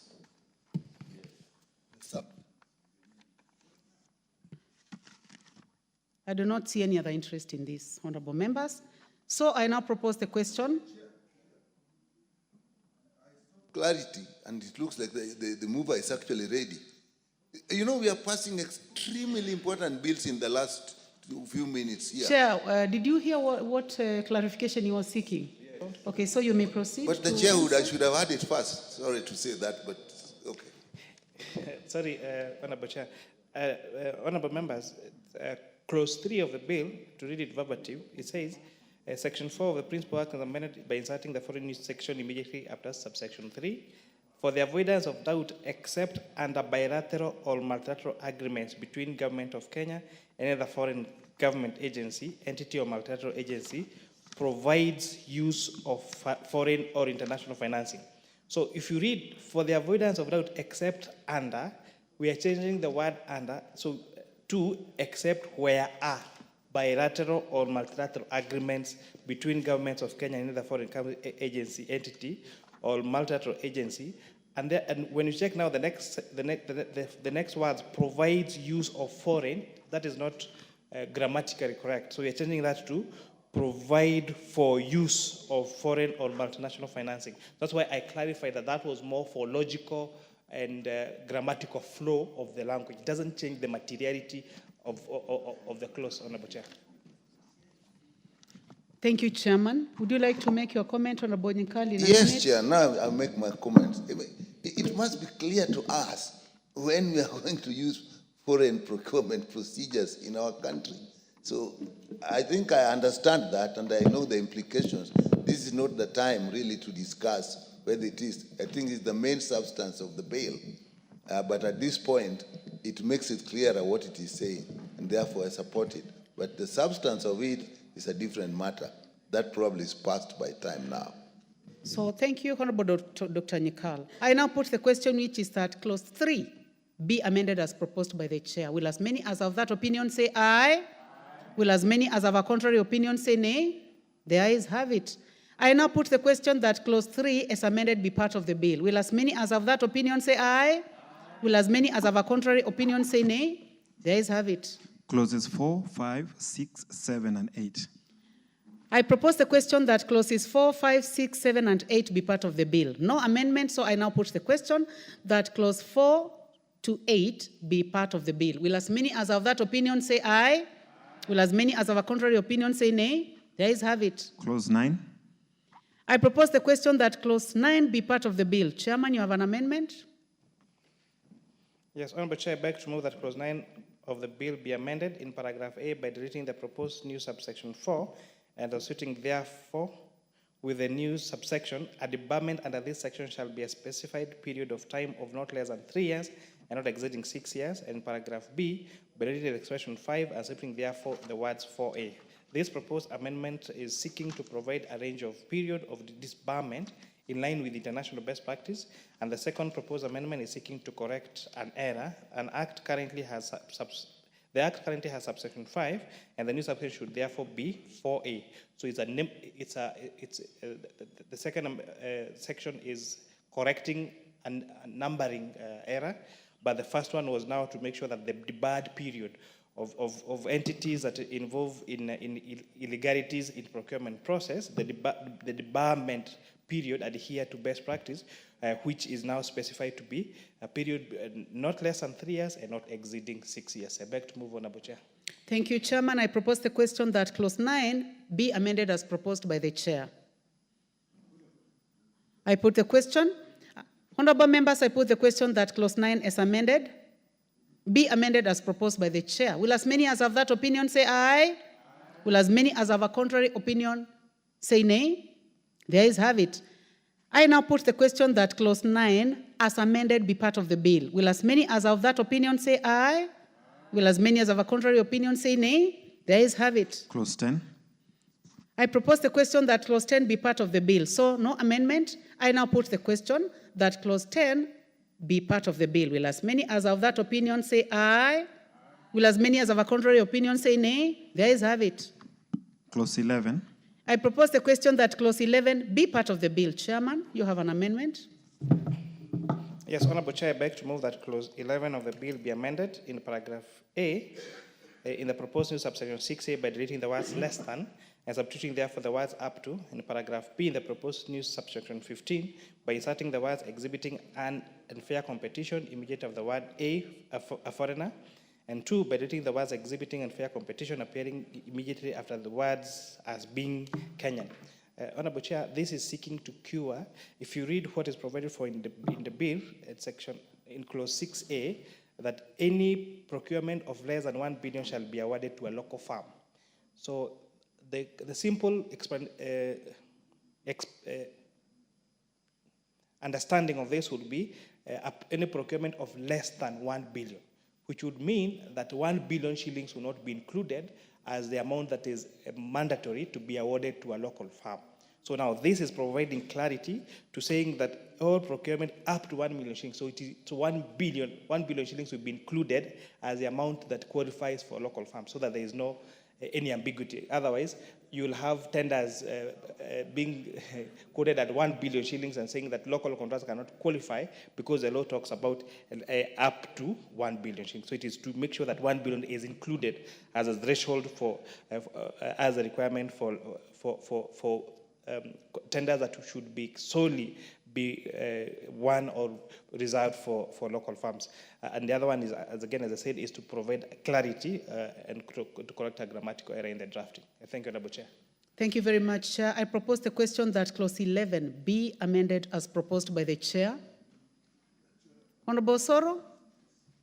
Thank you very much, Honorable Speaker. Honorable Speaker, the first proposed amendment tries or tends to cure the lacuna that would exist with the use of the word less than. The word here is less than, which would imply that the exact amount of 1 billion shillings does not fall within the ambit of a local firm or a foreign firm. But the second part, Honorable Speaker, also proposes to clarify that the offense relates to a foreigner exhibiting unfair competition. We all agree of sometimes the issues of unfair competition arising from tenders, Honorable Speaker, where able and well-resourced companies, foreign companies, Honorable Speaker, they elbow out the local companies, Honorable Speaker, because of such ambiguity and lack of clarity, Honorable Speaker, on this, in this bill as currently is, or the act as currently is. So this particular part, Honorable Speaker, seeks to clarify that the offense is an offense that relates to a foreigner exhibiting such unfair competition to the detriment of the local contractors, Honorable Speaker, or local business people, Honorable Speaker. So I support, Honorable Speaker. Honorable Charles. Members who want to contribute, you may go to the intervention. Chair, while I support this clause, Madam Chair, I would like to emphasize the issue. Actually, the Chair should have done able, should have included able and competent local firm. We have been giving some of these firms contracts and they end up doing a shoddy job or even delaying execution of services to our people because they don't have capacity and financial muscles to deliver the project. So, Madam Chair, I think we have to come up very strongly and say able, capable, and also competent must be emphasized on this matter. Thank you, Madam Speaker.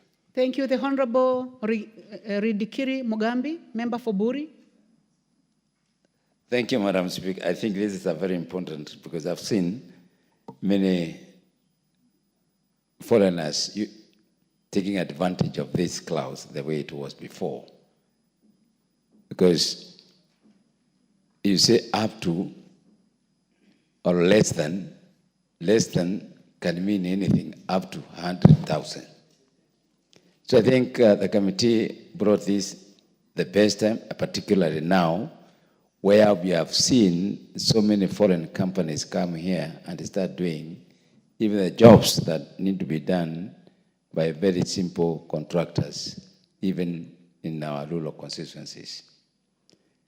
One sector that is very common and notorious of this is the road sector, and I'm happy to see our chairman coming, because the laws that are supposed to be done by local contractors have been taken over by foreigners exploiting this clause.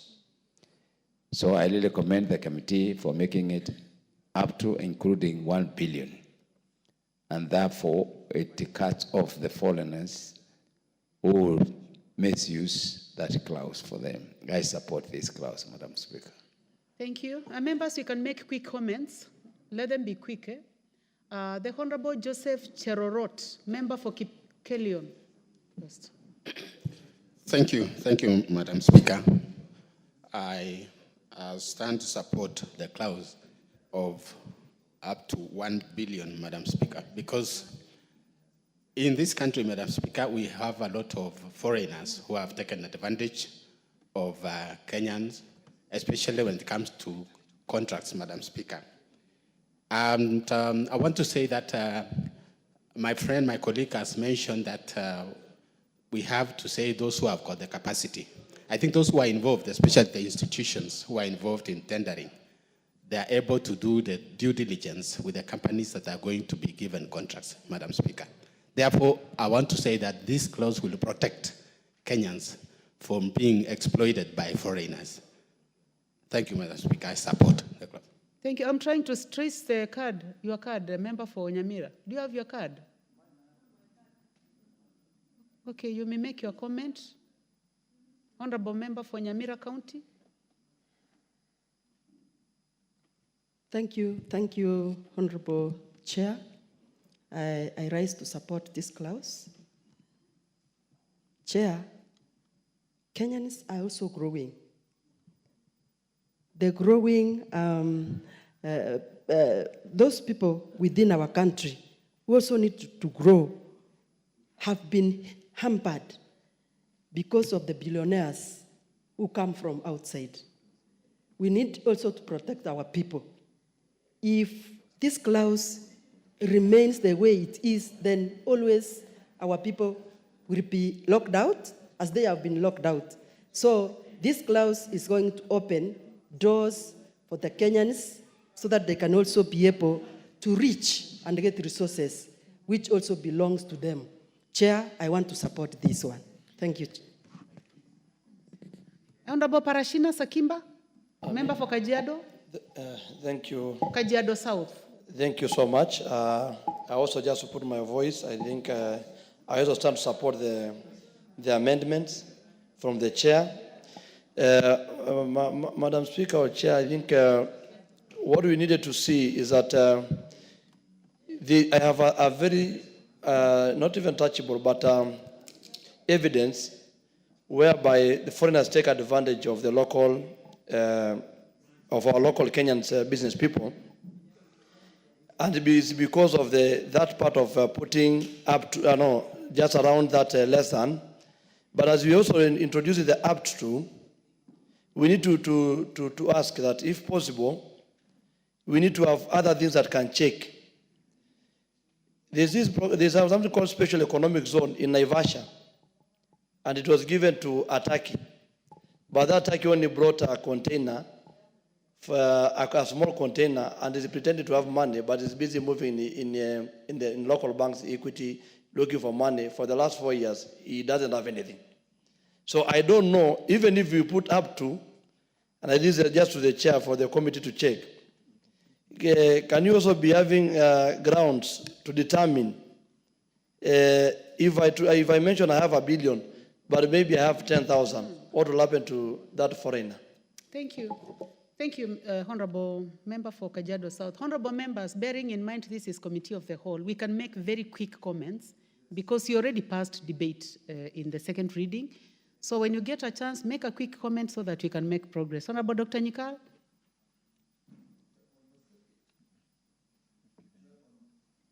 Dr. Nyikal.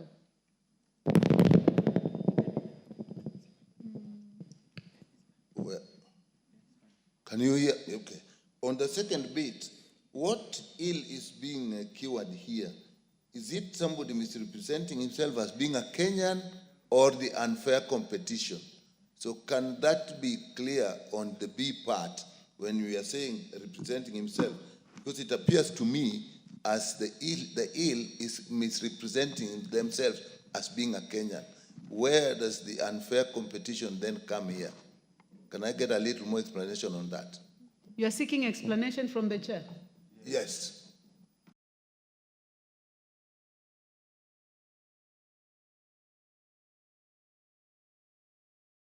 Members, where we are saying that a firm gets awarded a contract knowing for sure they are not competent. And therefore it is an advantage, it takes time. But this bill is curing to cure that in clauses that are further ahead that we have not come to. For example, this time around, clause 14 is putting the responsibility of due diligence, and specifically is even saying that the conduct of due diligence under subsection 1 includes and not limited to obtaining confidential references from persons with whom the tenderer has had prior engagement, visiting the contractor's offices, inspecting the plant and equipment and completed works, in addition confirming the validity of the documents. So this time around, it's not just you fabricating papers and saying you are competent in terms of this, but now the accounting officer would have an obligation to go and verify whether you did those works, to write confidential letters seeking clarification on whether you did that. And if they don't do that, it is an offense. If again the tenderer supplies substandard goods, you'll see further on clause 26 that a person who certifies or delivers substandard goods or works that are incomplete, non-existent, or whose quality is below specifications contained in the contract commits an offense. That offense is punishable by law with a fine of 1 million shillings and imprisonment not exceeding 10 years. But most importantly, that you're supposed to make good the loss of twice the amount that of that particular contract. So there are hefty fines for not doing due diligence and for awarding a firm that's not competent, and for the firm that has been awarded that knows it's not competent for agreeing or bidding for work that they know they're not qualified to do. And on Abonyikal's question on unfair competition, this is where foreigners have been coming to Kenya and registering a firm as a local firm using a local identification.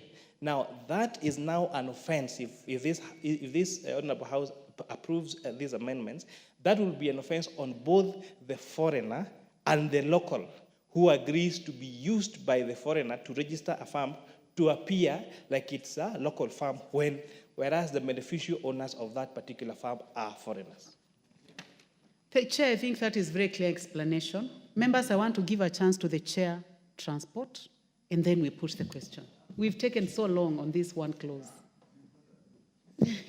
Thank you, Honorable Chair. So, Chair, please, then we close. I rise to support these amendments by the Chair.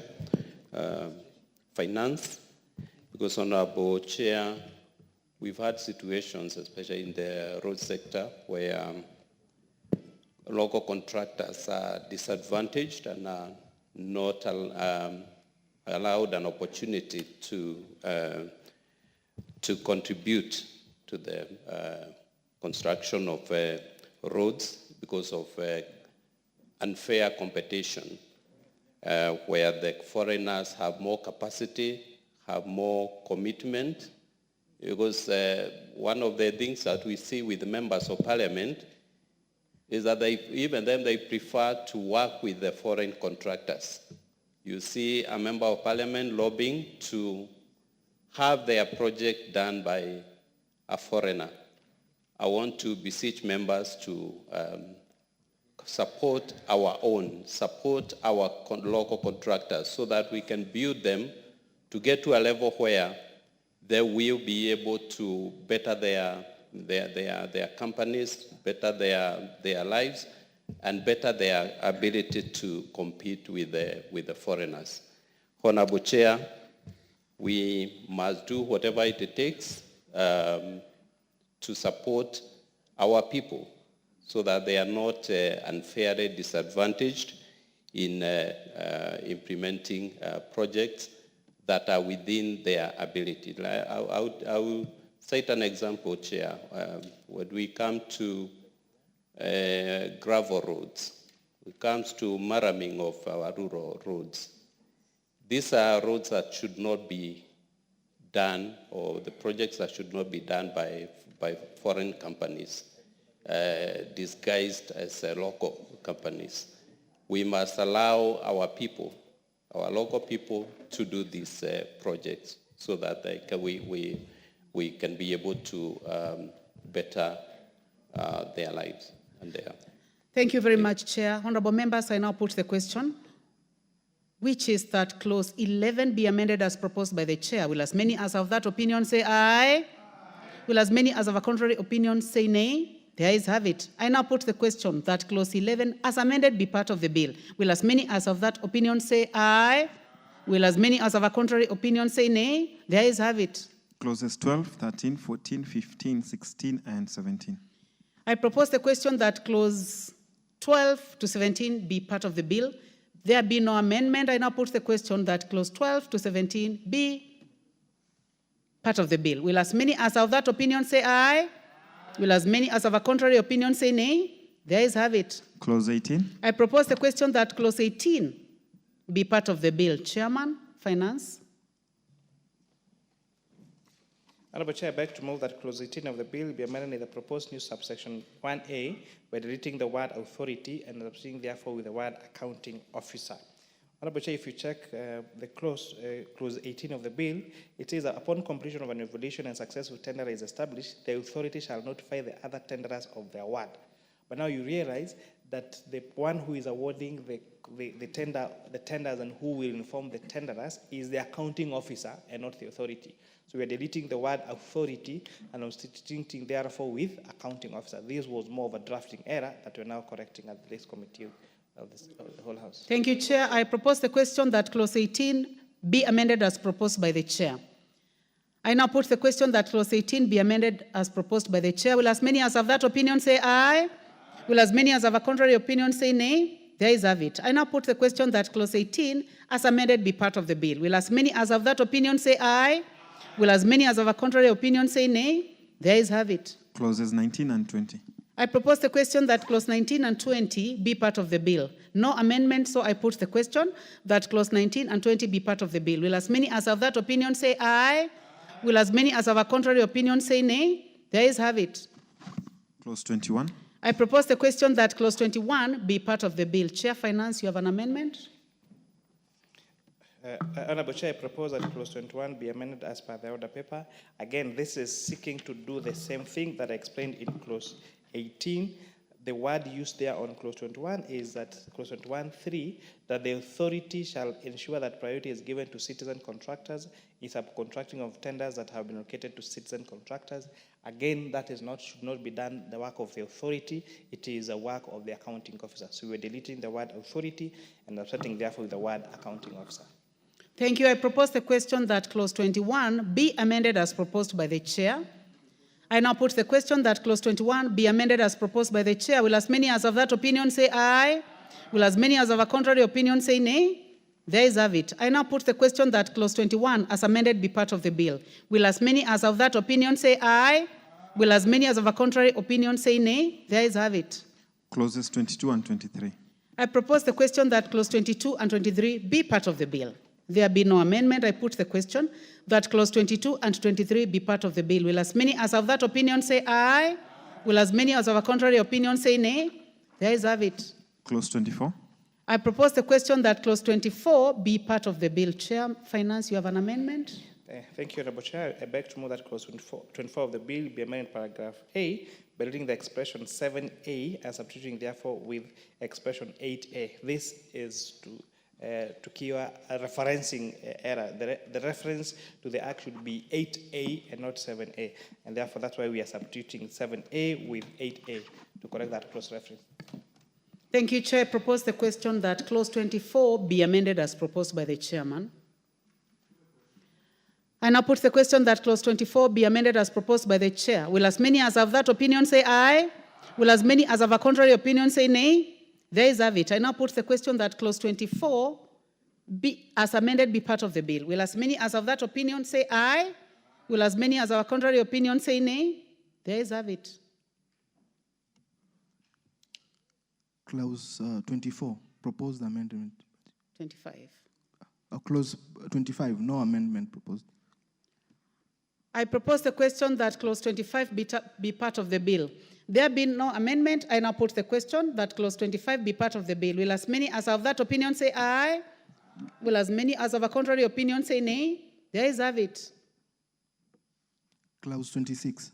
I propose the question that clause 26 be part of the bill. Chairman, you have an amendment. Yes, Honorable Chair, I beg to move that clause 26 of the bill be amended paragraph A by deleting paragraph 2.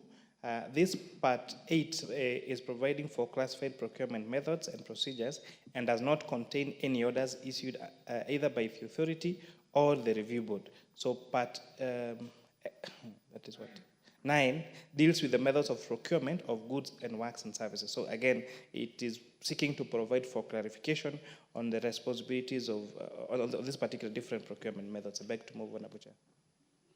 Thank you, Chair. I propose the question that clause 26 be amended as proposed by the Chair. I do not see any interest in this, so I put the question that clause 26 be amended as proposed by the Chair. Will as many as of that opinion say aye? Aye. Will as many as of a contrary opinion say nay? There is have it. I now put the question that clause 26 as amended be part of the bill. Will as many as of that opinion say aye? Aye. Will as many as of a contrary opinion say nay? There is have it.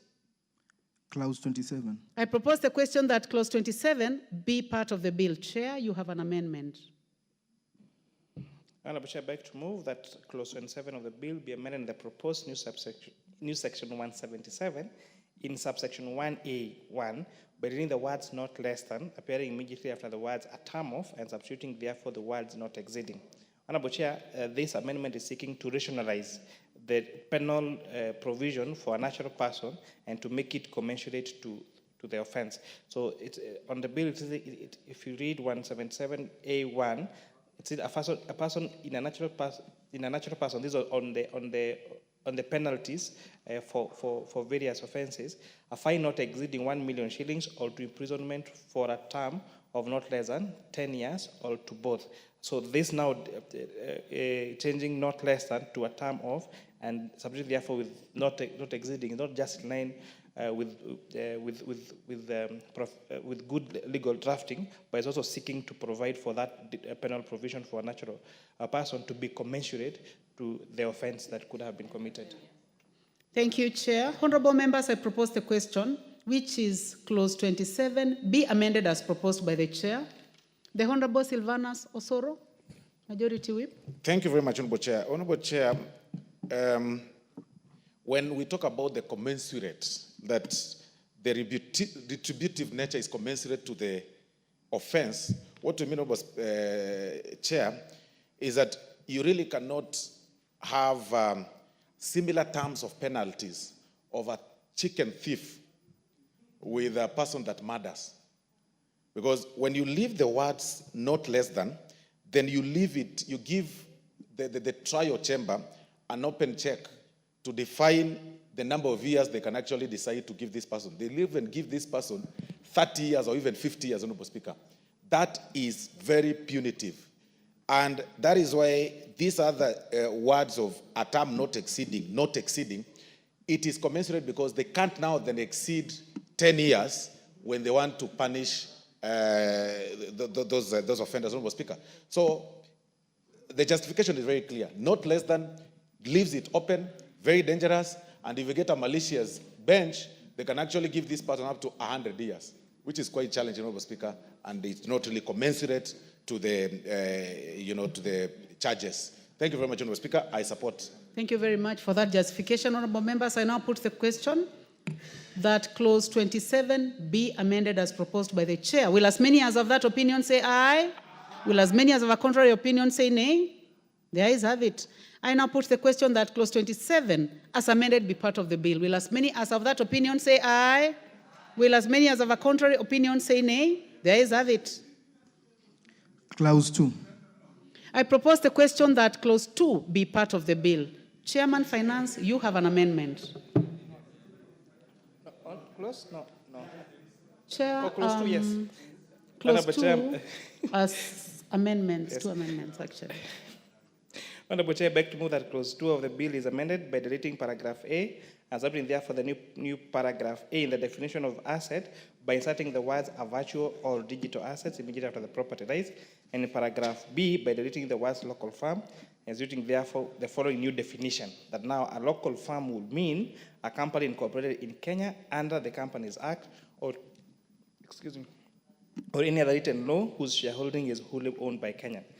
Honorable Chair, this inclusion of the term digital assets is to include other assets such as cryptocurrencies, token codes, number or other numbers held in digital form and generated through cryptographic means or otherwise.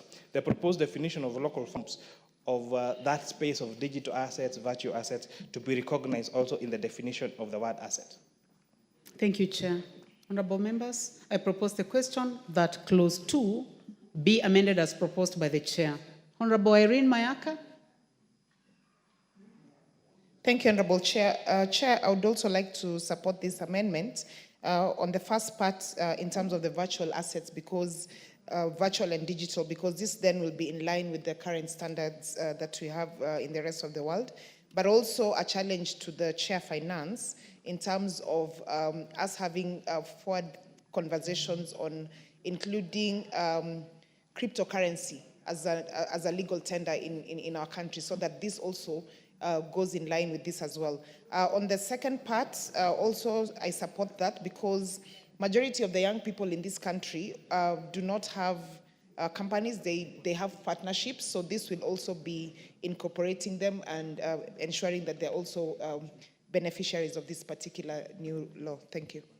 Honorable Dr. Makalimulu, member for Kitui Central. Thank you, Honorable Chair. Honorable Chair, I think I didn't want to contribute to this. Oh, thank you. Thank you. The Honorable Silvanus Osoro, Majority Whip. Thank you very much. Honorable Chair, I wanted, I think perhaps it may have missed the Honorable Rene Mayaka, that when the term that is used, digital assets, it carries everything with it. It carries the issue of cryptocurrencies, it carries the token code, and several other digital forms or formats. So when they say digital assets, I just wanted to clarify. It actually carries, because her concern was on the cryptocurrency specifically. And I wanted to just inform her that it may have missed her, that it also includes the cryptocurrency, Honorable Speaker. I beg to support. Thank you. Last one by the Honorable Charles Ngusia, member for Mwingi West. Is your intention to speak on this one? Sorry, Chair. Not on this one? It's very clear and straight. Thank you very much. Honorable members, I now put the question that clause 2 be amended as proposed by the chair. Will as many as of that opinion say aye? Will as many as of a contrary opinion say nay? The ayes have it. I now put the question that clause 2 as amended be part of the bill. Will as many as of that opinion say aye? Will as many as of a contrary opinion say nay? The ayes have it. Title. I propose the question that the title be the title of the bill. I now put the question that the title be the title of the bill. Will as many as of that opinion say aye? Will as many as of a contrary opinion say nay? The ayes have it. Clause 1. I propose the question that clause 1 be part of the bill. I now put the question that clause 1 be part of the bill. Will as many as of that opinion say aye? Will as many as of a contrary opinion say nay? The ayes have it. Honorable members, I now call upon the mover to move reporting. What is out of order, Honorable Dr. Nyikal?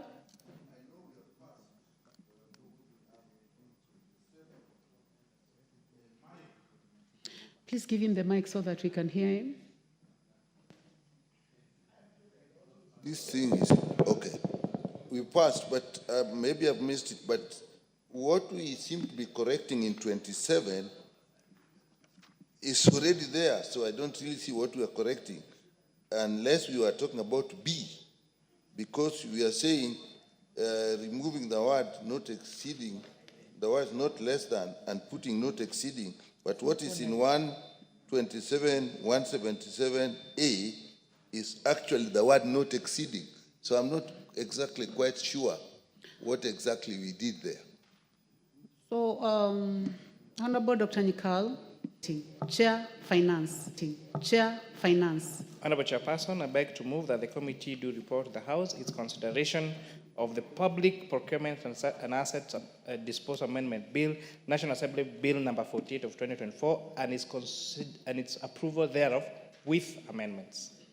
Thank you very much, Chair. Honorable members, I now put the question, which is that the committee do report to the House its consideration of the Public Procurement and Asset Disposal Amendment Bill, National Assembly Bill number 48 of 2024, and its approval thereof with amendments. Will as many as of that opinion say aye? Will as many as of a contrary opinion say nay? The ayes have it.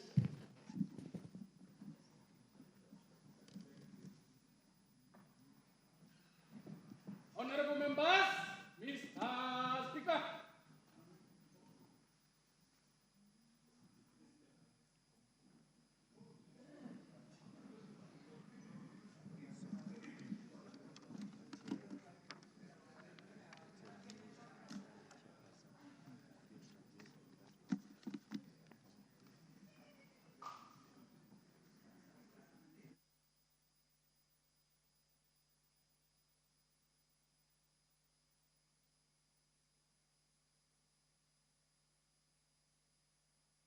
Very good.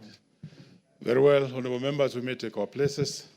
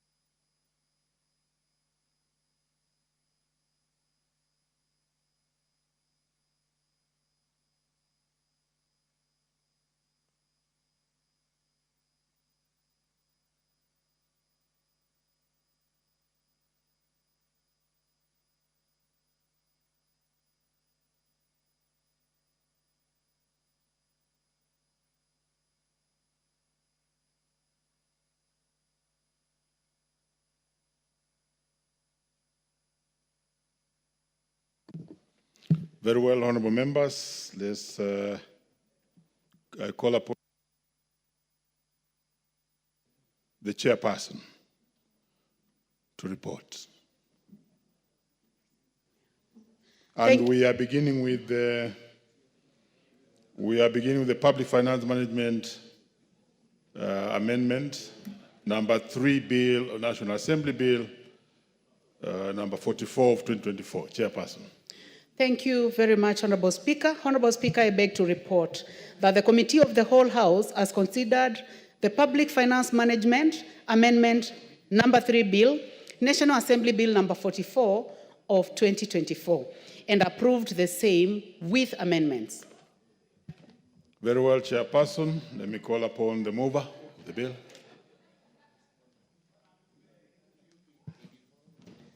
Honorable Chair, I would like to thank the members of the Committee of the Whole House for their good contribution of this, and the clarification they sought, of course, helps us understand much better the bill.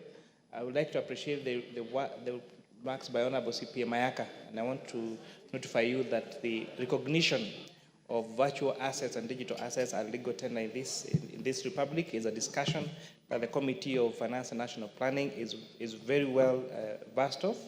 we have proposed a bill that is before the Budget Parliamentary Office and before the Budget Committee for money bill certification. So when you come back from a short recess, you should be seeing a bill from us, seeking to establish a virtual asset regulatory authority to regulate a virtual asset in this country. We are the leaders, actually, in users of virtual assets and digital assets across. The only country that are ahead of us is only Nigeria and South Africa. And therefore, the risk of having these assets being operation in our country without proper legal framework is a huge risk, even to matters of anti-corruption and money laundering. And therefore, we have always provided a leader as a country in terms of financial institutions, and we will also be a leader in establishing a financial institution to manage the matters of virtual assets and digital currencies. So, Honourable Speaker, I beg to move that the House do agree with the committee in the said report. I also request Honourable Muruithania to second the motion for agreement with the report of the committee of the whole House. Thank you, Mr. Speaker. I second.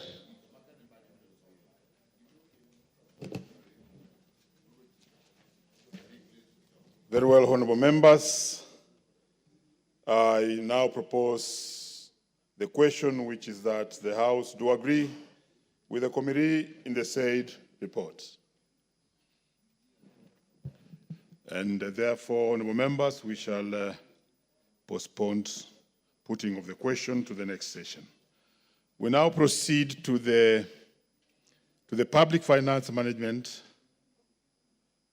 Amendment number 4, Bill, National Assembly Bill number 45 of 2024. Thank you, Honorable Speaker. Honorable Speaker, I beg to report that the Committee of the Whole House has considered Public Finance Management Amendment number 4, Bill, National Assembly Bill number 45 of 2024, and approved the same with amendments. Thank you, Honorable Speaker. Mover. Honourable Speaker, I beg to move that the Public Finance Management number 3, National Assembly Bill number 44 of 2024, now be read a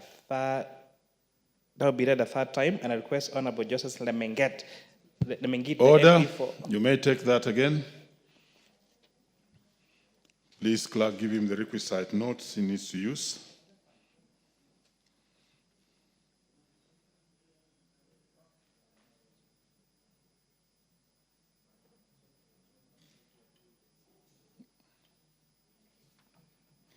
Thank you, Honourable Speaker, and sorry for that. Honourable Speaker, I beg to move that this House do agree with the committee in the said report, and I request Honourable Joseph MP for Mugwen to second the motion for agreement with the report on the committee of the whole House. Honourable Speaker, I second. Thank you. Very well, honourable members. I now propose the question, which is that the House do agree with the committee in the said report.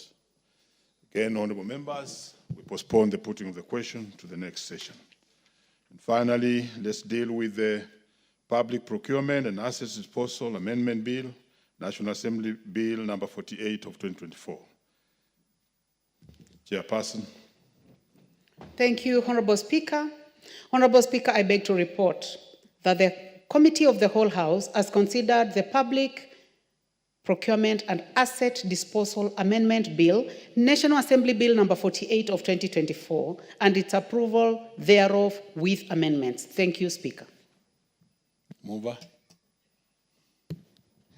Honourable Speaker, again, I really want to thank the committee for the great discussion that we had yesterday during the second reading, and the great insights that you've given and you've reached this bill on ensuring that procurement in this country benefits Kenyans, and that procurement can be used as a tool of economic development, making sure that we seal all the loopholes that are used by unscrupulous contractors and tenderers to reap off money that belongs to Kenyans, by denying us the value for money for our projects, for delayed projects, and also for delayed payments. So we are hoping that this bill now address all those particular matters, and look forward to seeing the accounting officers and entities making sure that they adhere to the law, hopefully that this bill passes through the third reading. So, Honourable Speaker, I beg to move that the Public Procurement and Asset Disposal Amendment Bill, National Assembly Bill number 48 of 2024, be... No. Honourable Speaker, I beg to move that the House do agree with the committee in the said report, and I ask the Honourable Laisula Nesuda to second.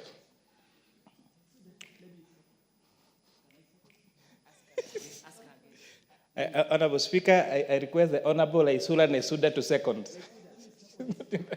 Is she in the House? Yes. Honourable Nesuda. Put her on record, please. She's not on record. Mike.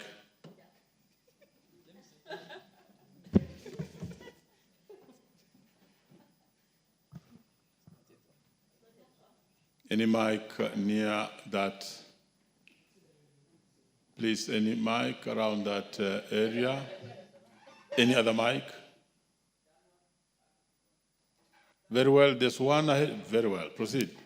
I strongly second. Very well. Honourable members, I now propose the question, which is that the House do agree with the committee in the said report. And again, honourable members, we shall postpone putting of the question to the next session. Next order. Order number 17, the Higher Education Loans Board Amendment Bill, National Assembly Bill number 58 of 2022. Resumption of debate.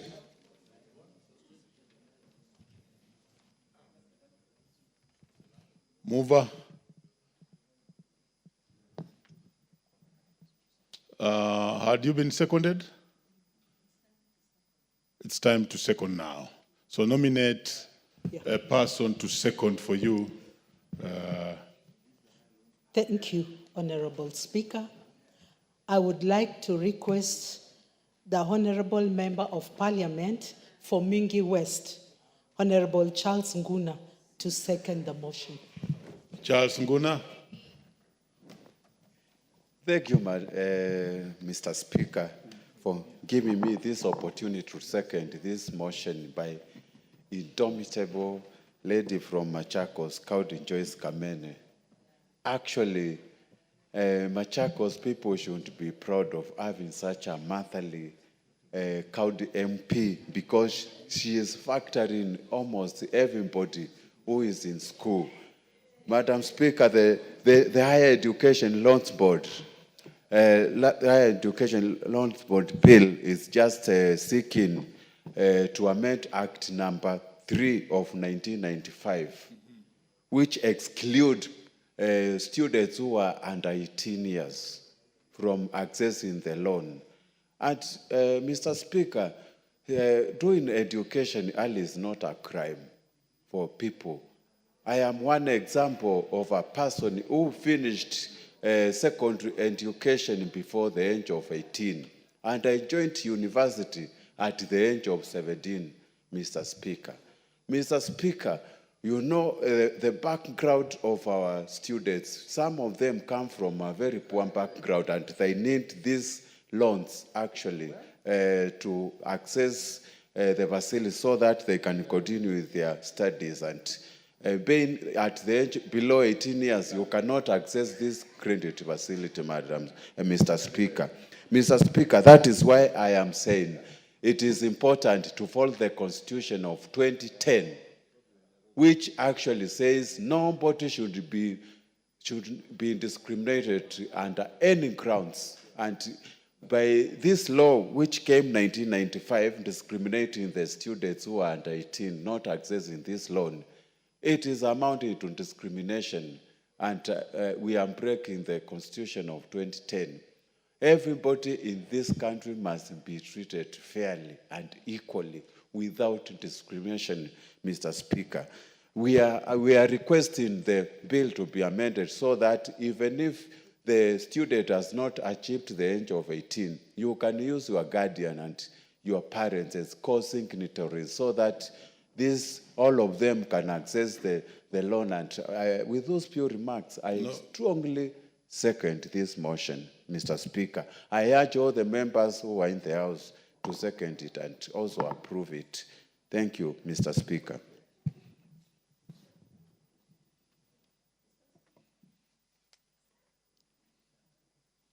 Bring me the document.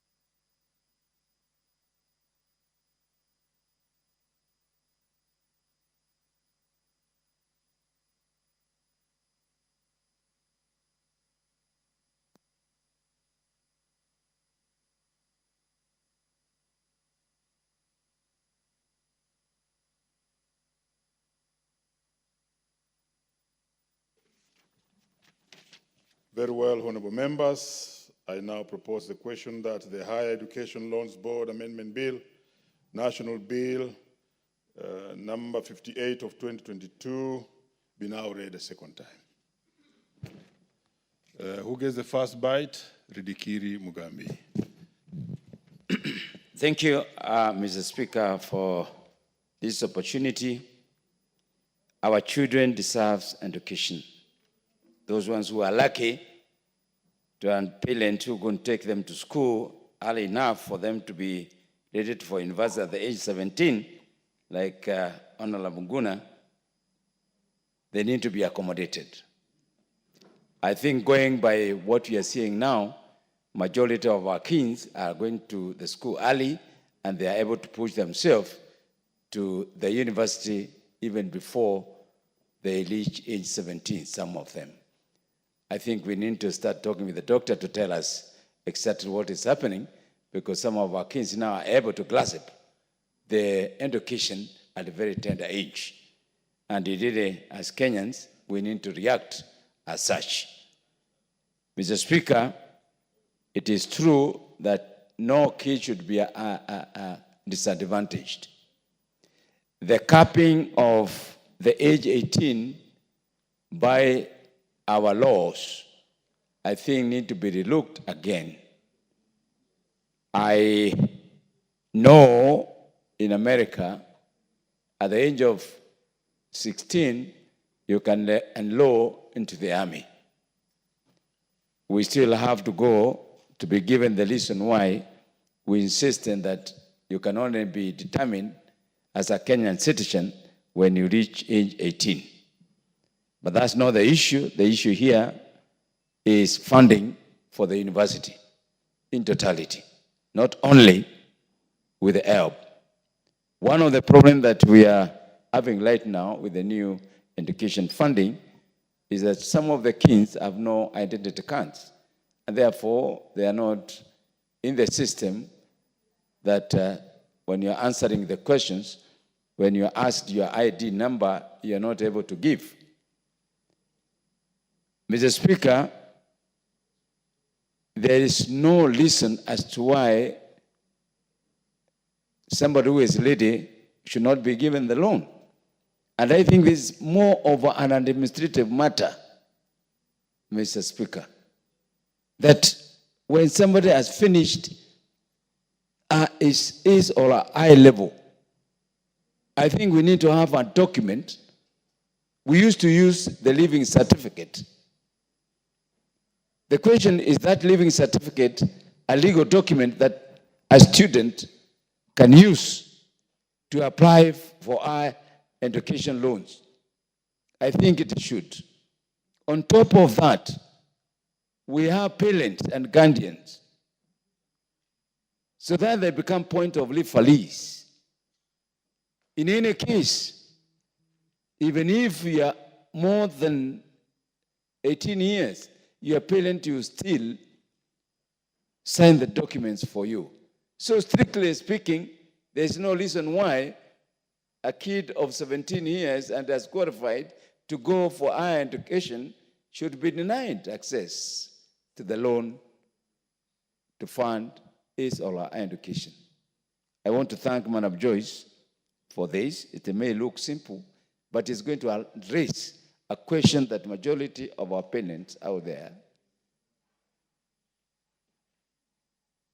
would have asked, and we can't blame them.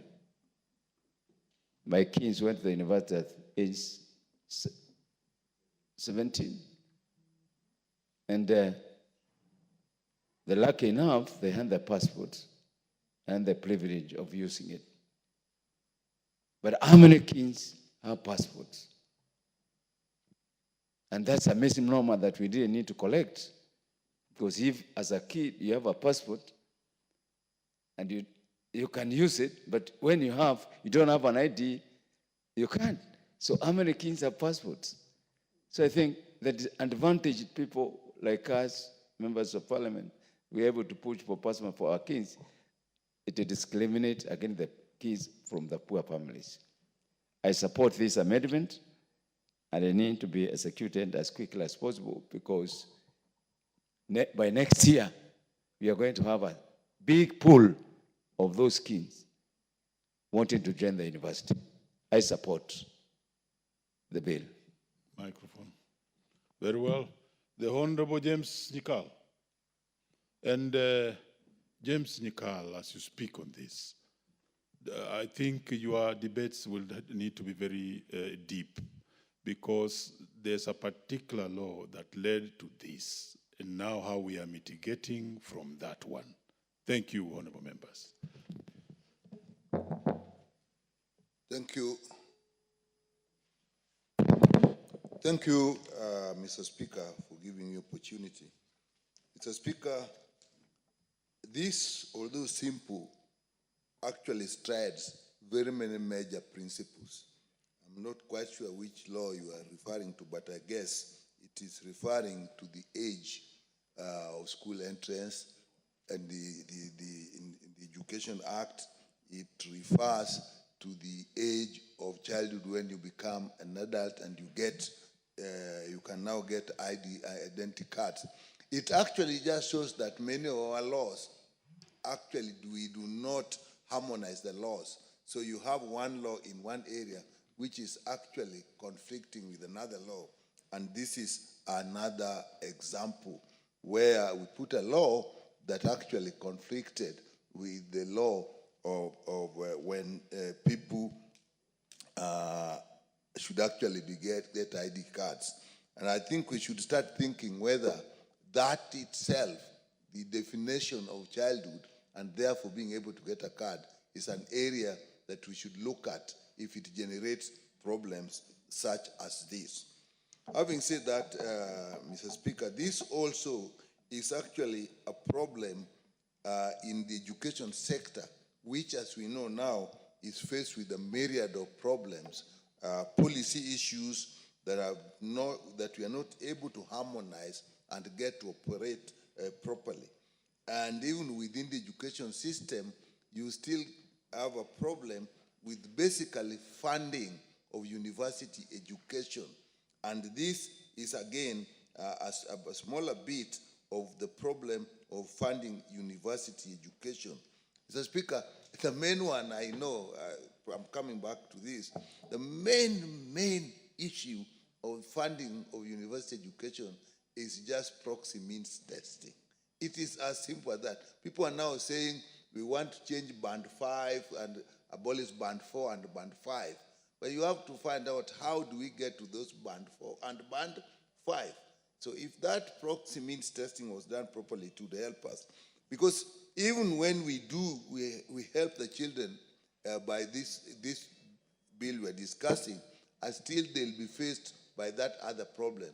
This is, to an extent, curing what is actually a discrimination, as our constitution depicts, which indicates that there will be the state shall not discriminate against any person for any reason, age, sex, and so on. And this is specifically discriminating against these children because of their age. And to that extent, I support this bill. It is a simple bill, there isn't really much, but it is important that we correct that. As we are correcting that, we should also correct of all the other issues I've raised. That a child can get to university before the age of 18, it also brings another issue, and Mr. Speaker, you are in the education sector. Do we have a law? Do we have any guidance? And a member had asked here why children are getting there earlier. Do we have proper guidance of when children should get to school? Because that is where the basic problem is. If we had a proper guidance and we had a proper law which we adhered to, there would be no way where some number of children would actually be in school. If the reason is child development, me as a pediatrician can say, people like Honorable Nguna here, in their childhood demonstrated that the children who can actually develop faster, and therefore, but you also see this thing actually even in areas of sexuality, that we are now looking at the ages that we are putting in place. Are they correct? There may be changes in human biology where maturation occurs earlier. If that happens, we need to look into that. So I think this bill looks at that, and to me is clear. This is something we have to support. Children cannot suffer for the mere reason that they went to school earlier and therefore performed well. They went to school earlier and performed well, and because of that, now they are getting into problems. I therefore support that we actually amend this, allow the children to get the support that they need to get. However, Mr. Speaker, as I say that, I noted in section 2B, when we are saying that if a child is below this, then the parents will have to sign for them. I don't think it's just a matter of signing, because actually you are getting to an agreement, so that it's not a matter of signing, it's actually, you are actually taking responsibility, and it is like you are actually securing, the parents will know they are actually securing that loan. It's like a guarantor. The parents are actually being guarantors. And I think we need to look at it a little earlier and perhaps make amendments to decide if this child then defaults later on when they are adults. Can't they come around and say, well, somebody else signed? Because at that time, you cannot tie them to the responsibilities of their parents looking after them when they were young. And so I think we look at it, not just signing, but if they are going to be guarantors, then we have to get the appropriate wording so that they are guarantors, or a wording that indicates that when they become of age, they then hold responsibility for the signatures that their parents gave when they were below age and were allowed to get the loan, despite the laws in place that are indicating at what age you can take of legal responsibility. And with that, Mr. Speaker, I support this, but those areas need to be looked at, and probably we'll look at them in at the amendment stage. Thank you, Mr. Speaker.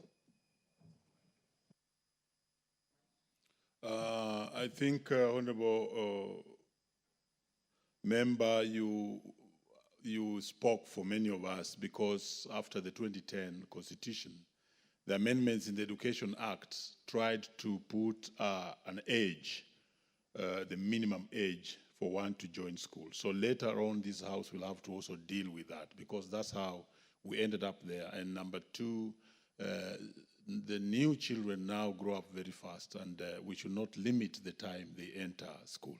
Yes, Honorable Member for Kapuchai.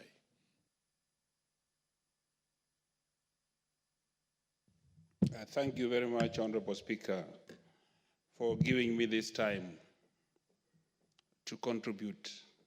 And on the onset, Mr. Speaker, I want to support strongly the support that I'm giving, Mr. Speaker, in this amendment.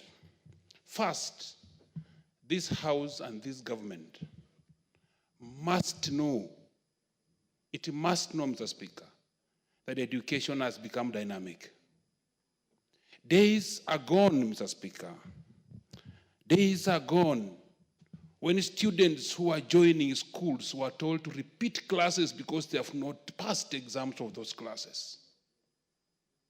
That way, Mr. Speaker, if one has to repeat, because during our time when we were growing up, and the same time with you, Mr. Speaker, if you don't get some 50% mark, you are told to repeat a class.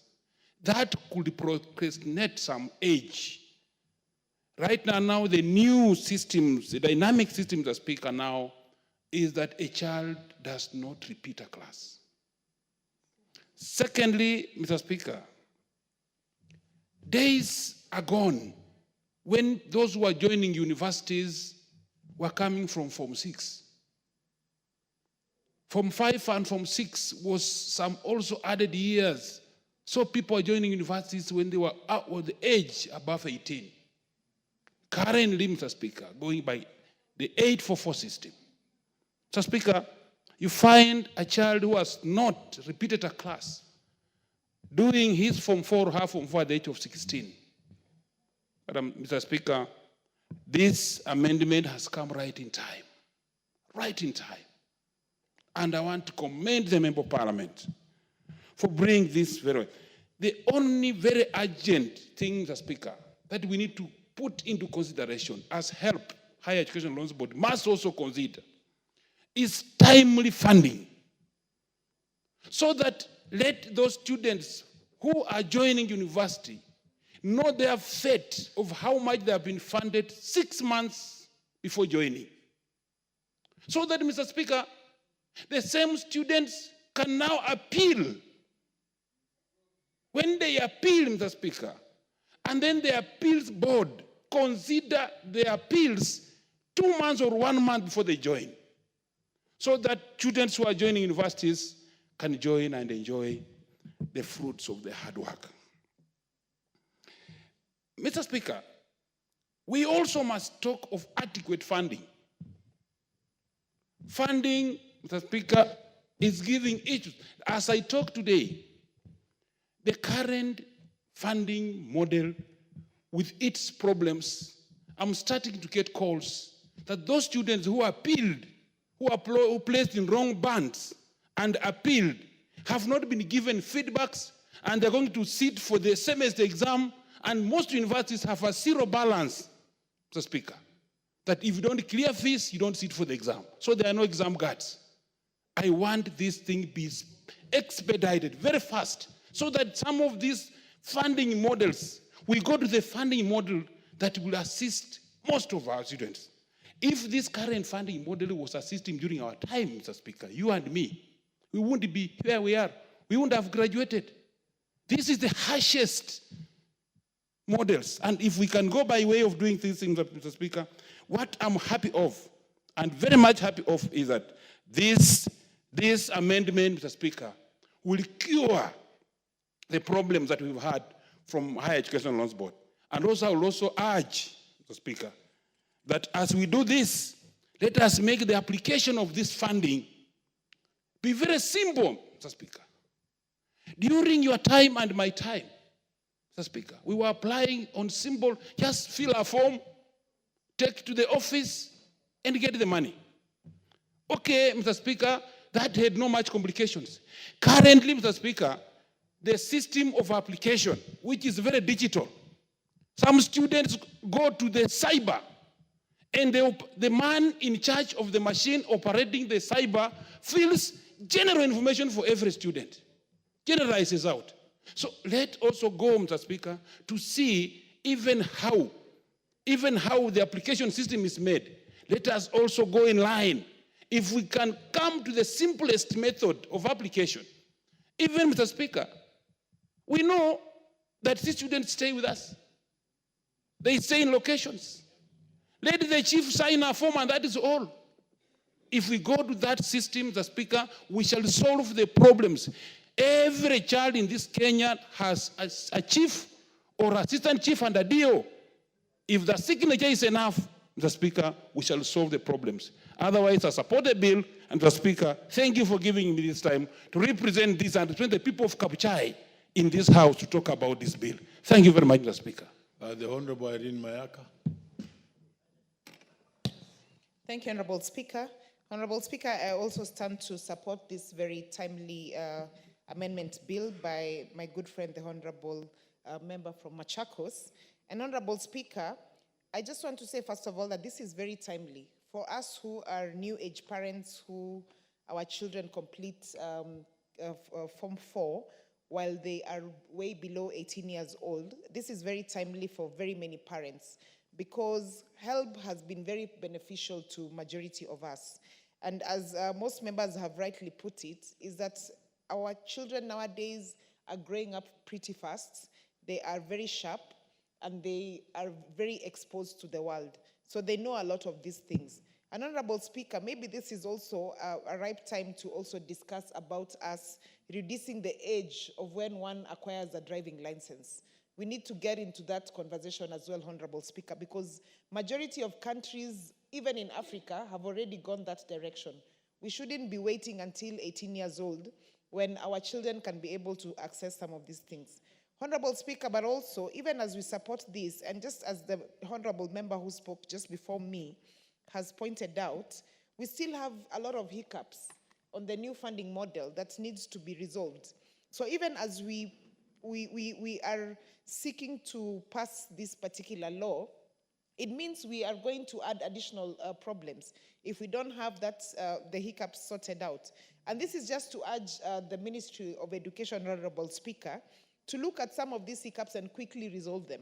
But also, having said that, Honorable Speaker, for me, the issue that I do have in our country is that we do not like to do what we call a grandfather assistant. What I mean by this, Honorable Speaker, is, for example, if you are in a school that has made a decision to change their school uniform, what they do is that the new ones who come from Form 1 are told to now start buying the new school uniform as the other ones exit. Same thing with the system. Even in the banking industry, Honorable Speaker, when they are changing to a new system, they don't just quickly change into that new system. They first of all pilot, try it out in 1 or 2 places. If it works, then now you can be able to sort out what gaps you have, and then now finally have the system transferred to the whole to the whole environment. For me, Honorable Speaker, like for example, for this funding model, I wish we had even begun with one institution.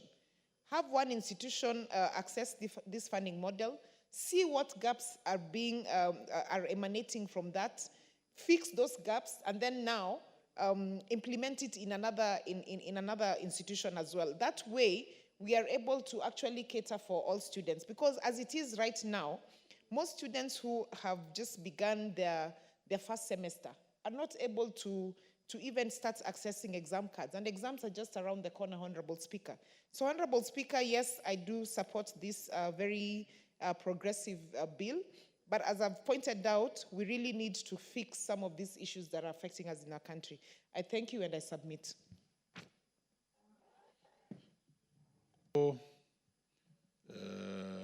There's the Honorable Member, Women Rep Kisi, or is it Nyamira? Nyamira, proceed.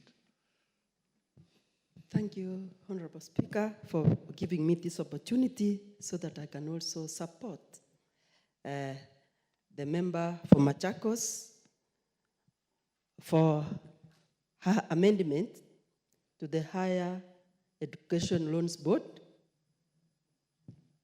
Honorable Speaker, the 2010 Constitution provides that every child should get education.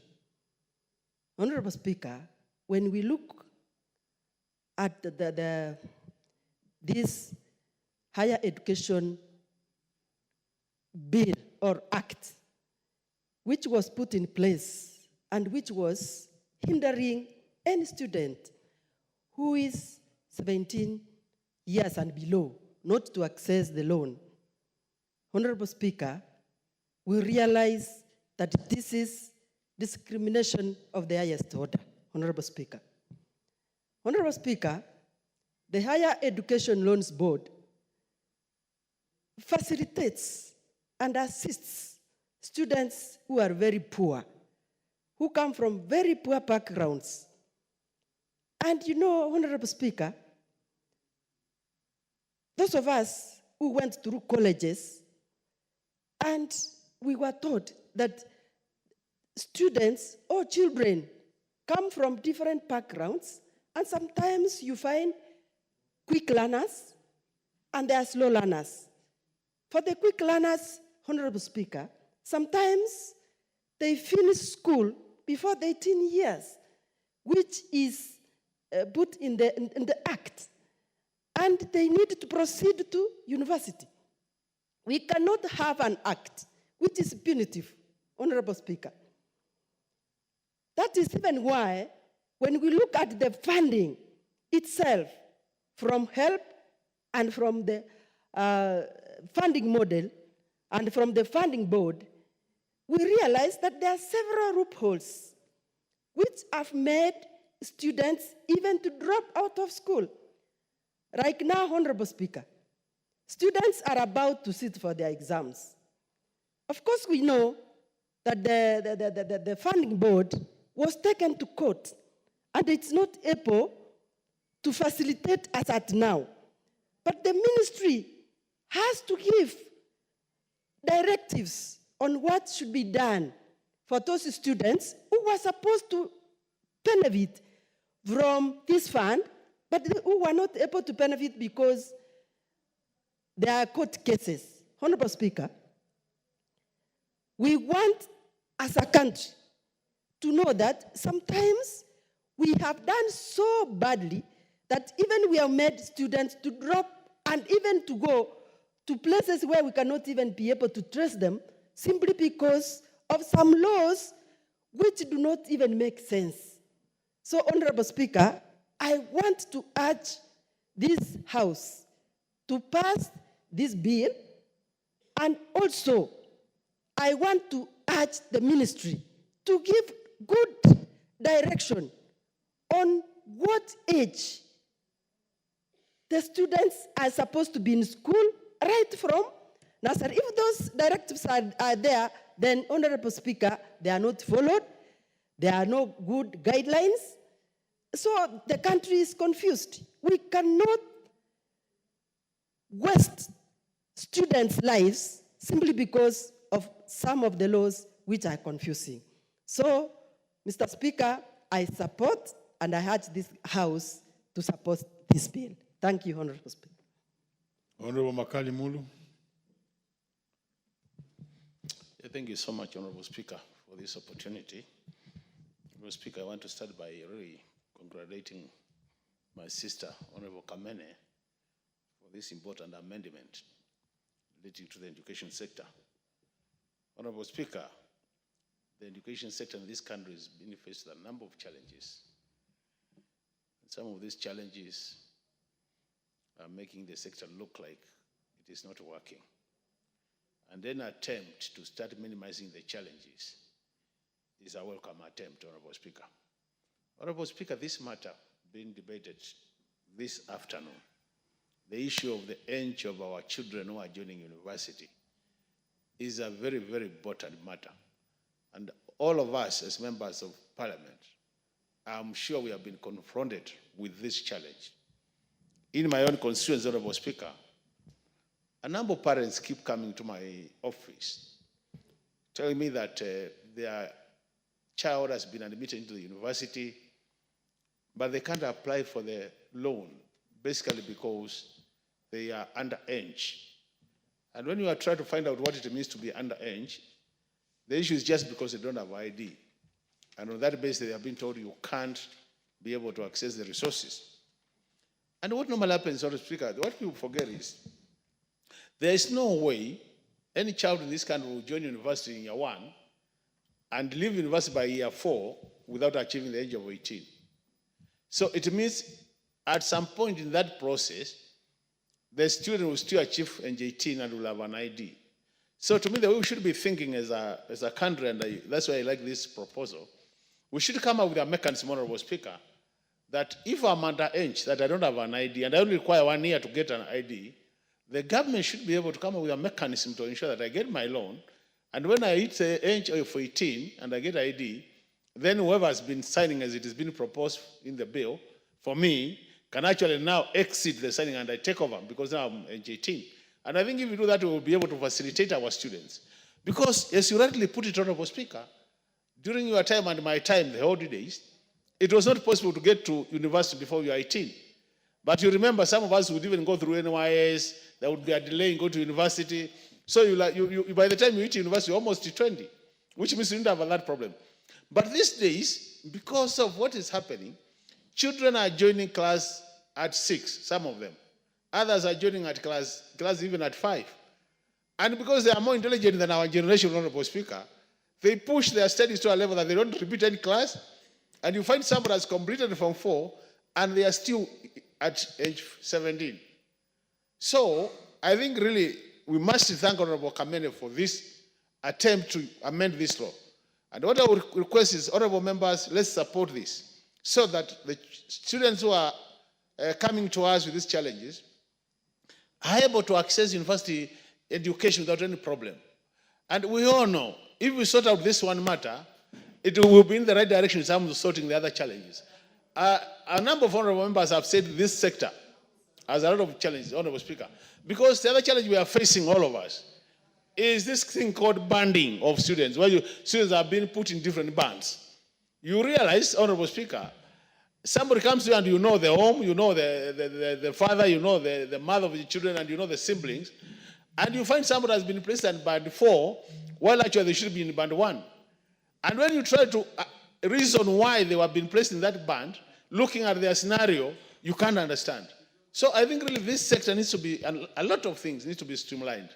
And that's why, honorable members, through our Committee on Education, we need to support the committee and people like Honorable Kamene who are bringing these amendments so that we streamline this important sector. If we don't get it right in our education sector, Honorable Speaker, I can say for sure, without any fear of contradiction, our future generations will be challenged in terms of taking this country to the next level. So since human resource is the most important resource in any country in terms of matters of development, we must make sure that we get it right in this sector by streamlining the issues which have been raised in this bill. And on the basis of that, Honorable Speaker, I support this amendment. Thank you very much, Honorable Speaker.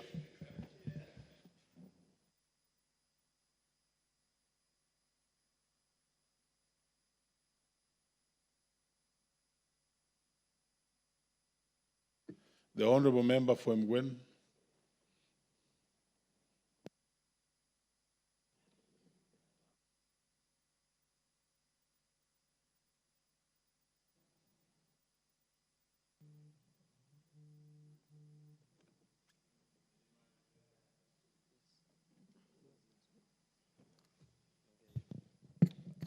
Thank you, Honorable Speaker, for giving me this chance to support the amendment of this Higher Education Loans Board by Honorable Joyce Kamene to allow students who are below 18 years to access help loan without necessarily providing the IDs.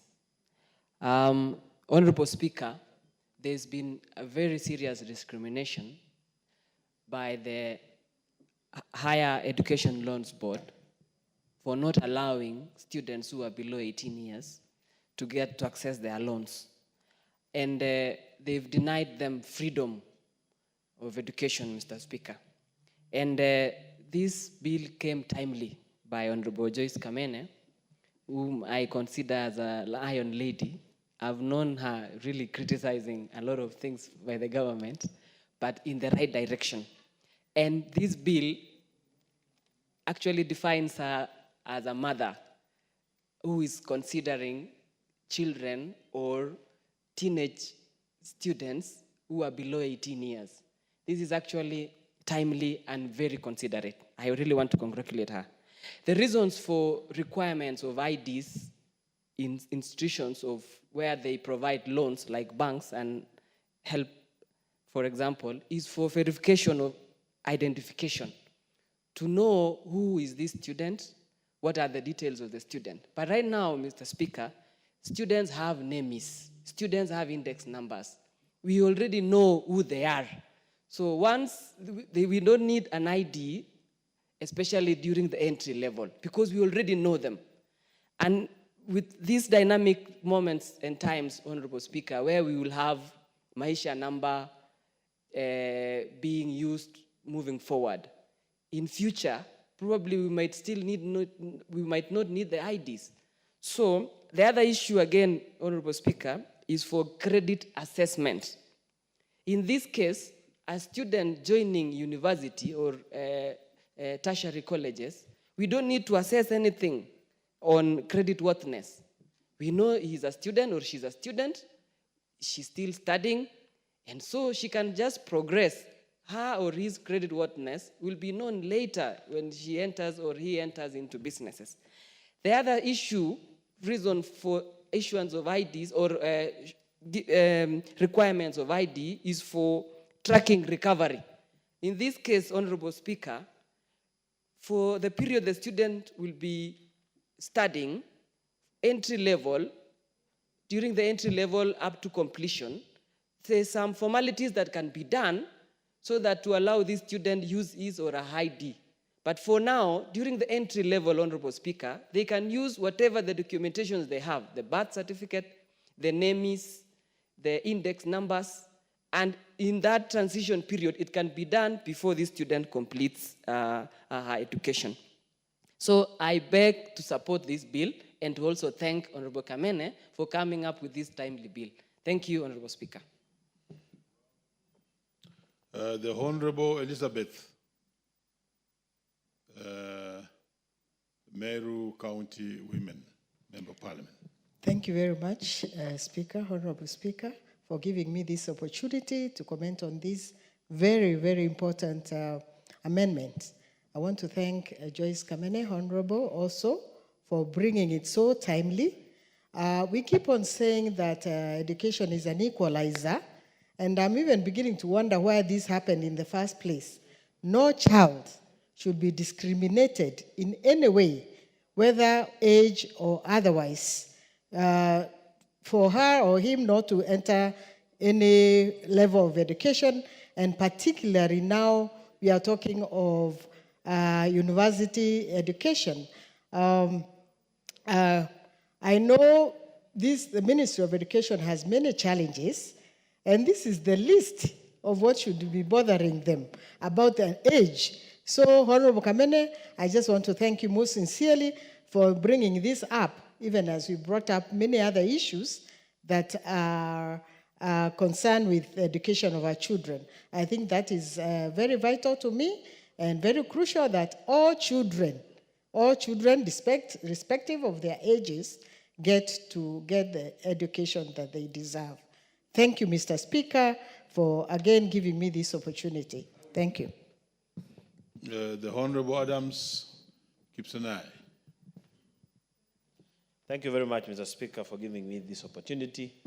First of all, I want to congratulate my, my friend and member for Machakos, Honorable Kamene, whom we are serving together in the same committee, for bringing such a very important amendment. Mr. Speaker, you know, education is, there's nothing that you can compare in this world with education. Education is an equalizer. Education gives everyone an opportunity to serve in any position, anything that he wants, or anything that he aspires in his or her life. Mr. Speaker, as it is now, the act is discriminatory. It actually goes against Article 53 of the Constitution, which guarantees every child the right to education. So, Mr. Speaker, by saying that a child of below 18 years is not qualified to benefit from government money because of being underage is actually discriminatory. Mr. Speaker, we have many ways of identifying this child through birth certificate, name is, as it has been said, or even the parent's identification. Because we are living in a democratic country. These are children of this country. So by saying that they cannot benefit from government money to pursue their career is actually discriminatory, and this is something that needs to be dealt with, because we are having many children in this country who are not able to go to the school. Some are in our homes each and every time because they are looking for this important thing called education. So thank you very much, Honorable Kamene, for bringing this. We can as well even use religious leaders. If people are not satisfied with parents or even suspecting guardians, we can also use religious leaders, chiefs to identify. So in short, let's support Honorable Kamene's amendment, and I think it will bring the sanity that we all require in that education sector. Thank you very much, Mr. Speaker. Honorable Paul Biegon.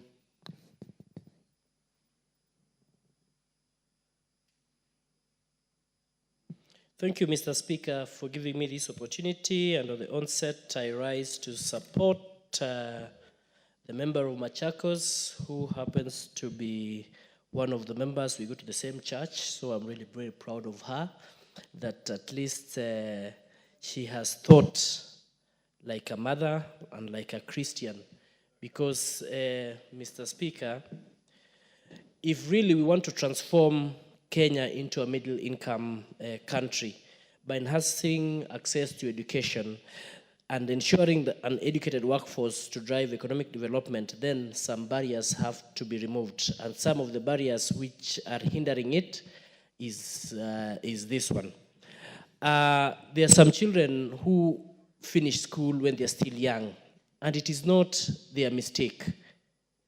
Probably they were sharp in school, they did not repeat, or rather their parents took them to school early. And if a child has finished school by 16 or 17 years and wants to join secondary school, and wants to join university, then it is really going to be discriminatory for that student not to be given a loan. And as the Constitution clearly states in Article 43, it's very clear that every person has the right to education. And I feel if we don't support this particular amendment from Honorable Kamene, then many of the students are going to suffer. So I stand to actually support this amendment. I tell Kamene congratulations for such an amendment. She's usually very controversial, but in this one, I think we are together with her. So keep it up, and I think I'm here to support. Thank you. The Honorable Dido Raso. Thank you very much, Honorable Speaker. Honorable Speaker, let me congratulate Honorable Joyce for this wonderful amendment. I'm sure you don't know how much problem you will have solved, particularly for those of us, the Cushitic people, the people of the north, the pastoralists, the nomads, people who getting an ID card is actually like climbing Mount Kenya without the necessary gear. And when we look at why is a particular document compulsory, and in this particular case, Higher Education Loans Board considers an ID card as a document of priority to identify young learners who join our university. But also at the same time, an ID card is like a document of priority a most significant document that every Kenyan must have to open an account, to get a job, because any person who lives in Kenya who does not have an ID card either becomes an alien or he becomes a stateless person. So it is a very important document.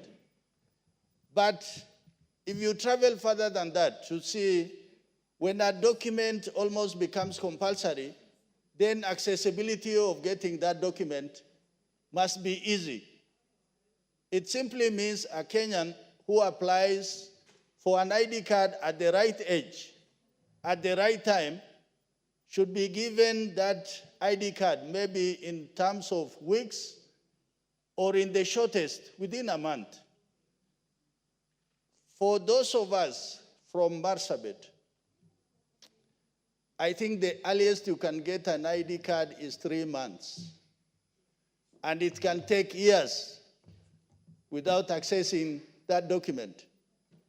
But if you limit that to those entering the university and colleges, then it simply means they will never get that higher education loan because they cannot be identified. So we must move further to look at what are the other necessary documents individuals can have easily, like birth certificate, chief's letters, the documents from maybe their church organization, their imams in a mosque, so that those documents are able to identify an individual. So for that reason, Honorable Joyce, you don't know how much problem you have solved by dint of this particular law. It might appear just one line, but that one line has solved problems for millions of young Kenyans who are accessing higher education or accessing opportunities, even abroad, or getting passports, that you cannot get a passport if you don't have an ID card. But if that passport is a priority, then with other necessary documents, then that young person can get that passport. With those few remarks, thank you, Honorable Speaker.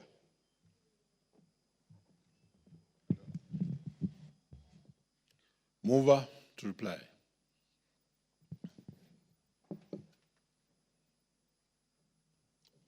Thank you, Mr. Speaker. I wish to reply, and I would start by first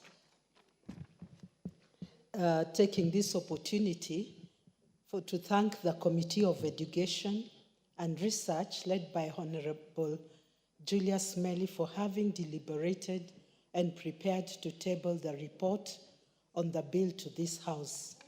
Secondly, I would sincerely want to thank all the members of this House who have contributed to this amendment of the Higher Education Loans Board. I had been moved by the fact that Article 27 of the Constitution that guarantees every person the right to equity and freedom from discrimination had not been taken very well into consideration when we look at this bill. And precisely about the bureaucracy that was there before, and more so when we were joining school in those early years.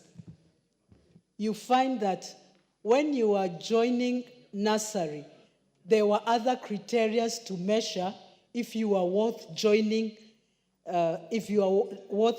school. I remember very well we used to be told to hold our hand and make sure you hold the other ear on the other side. And as if that is a criteria to make you qualified to enter or to join school. My bill seeks to cure the discrimination and non-consideration for award of higher education loans to our hard-working children who earn themselves places in universities and other institutions of higher learning before attaining the age of 18 years, or or obtaining a national identification documents. The bureaucracy that we have experienced in our early years could not be tolerated at a time like this. Mr. Speaker, the laws and regulations that we pass as a house ought to be facilitative and not prohibitive. We know that economic hardships make it hard for most children to join universities due to the lack of fees. Access to help loans for all students is therefore necessary to ensure the underprivileged children do not miss out from university places for lack of funding on account to their ages. Further, some students who have attained the age of 18 sometimes delay for being issued with IDs, which unfairly limits them from accessing loans. Therefore, Honorable Speaker, with those few remarks, I beg to reply. Very well. We shall postpone the putting of the question until the next session. Honourable members who may be upstanding, and honourable members, and the time being 1 p.m., this House stands adjourned until today, Thursday, 28th November 2024 at 2:30 p.m.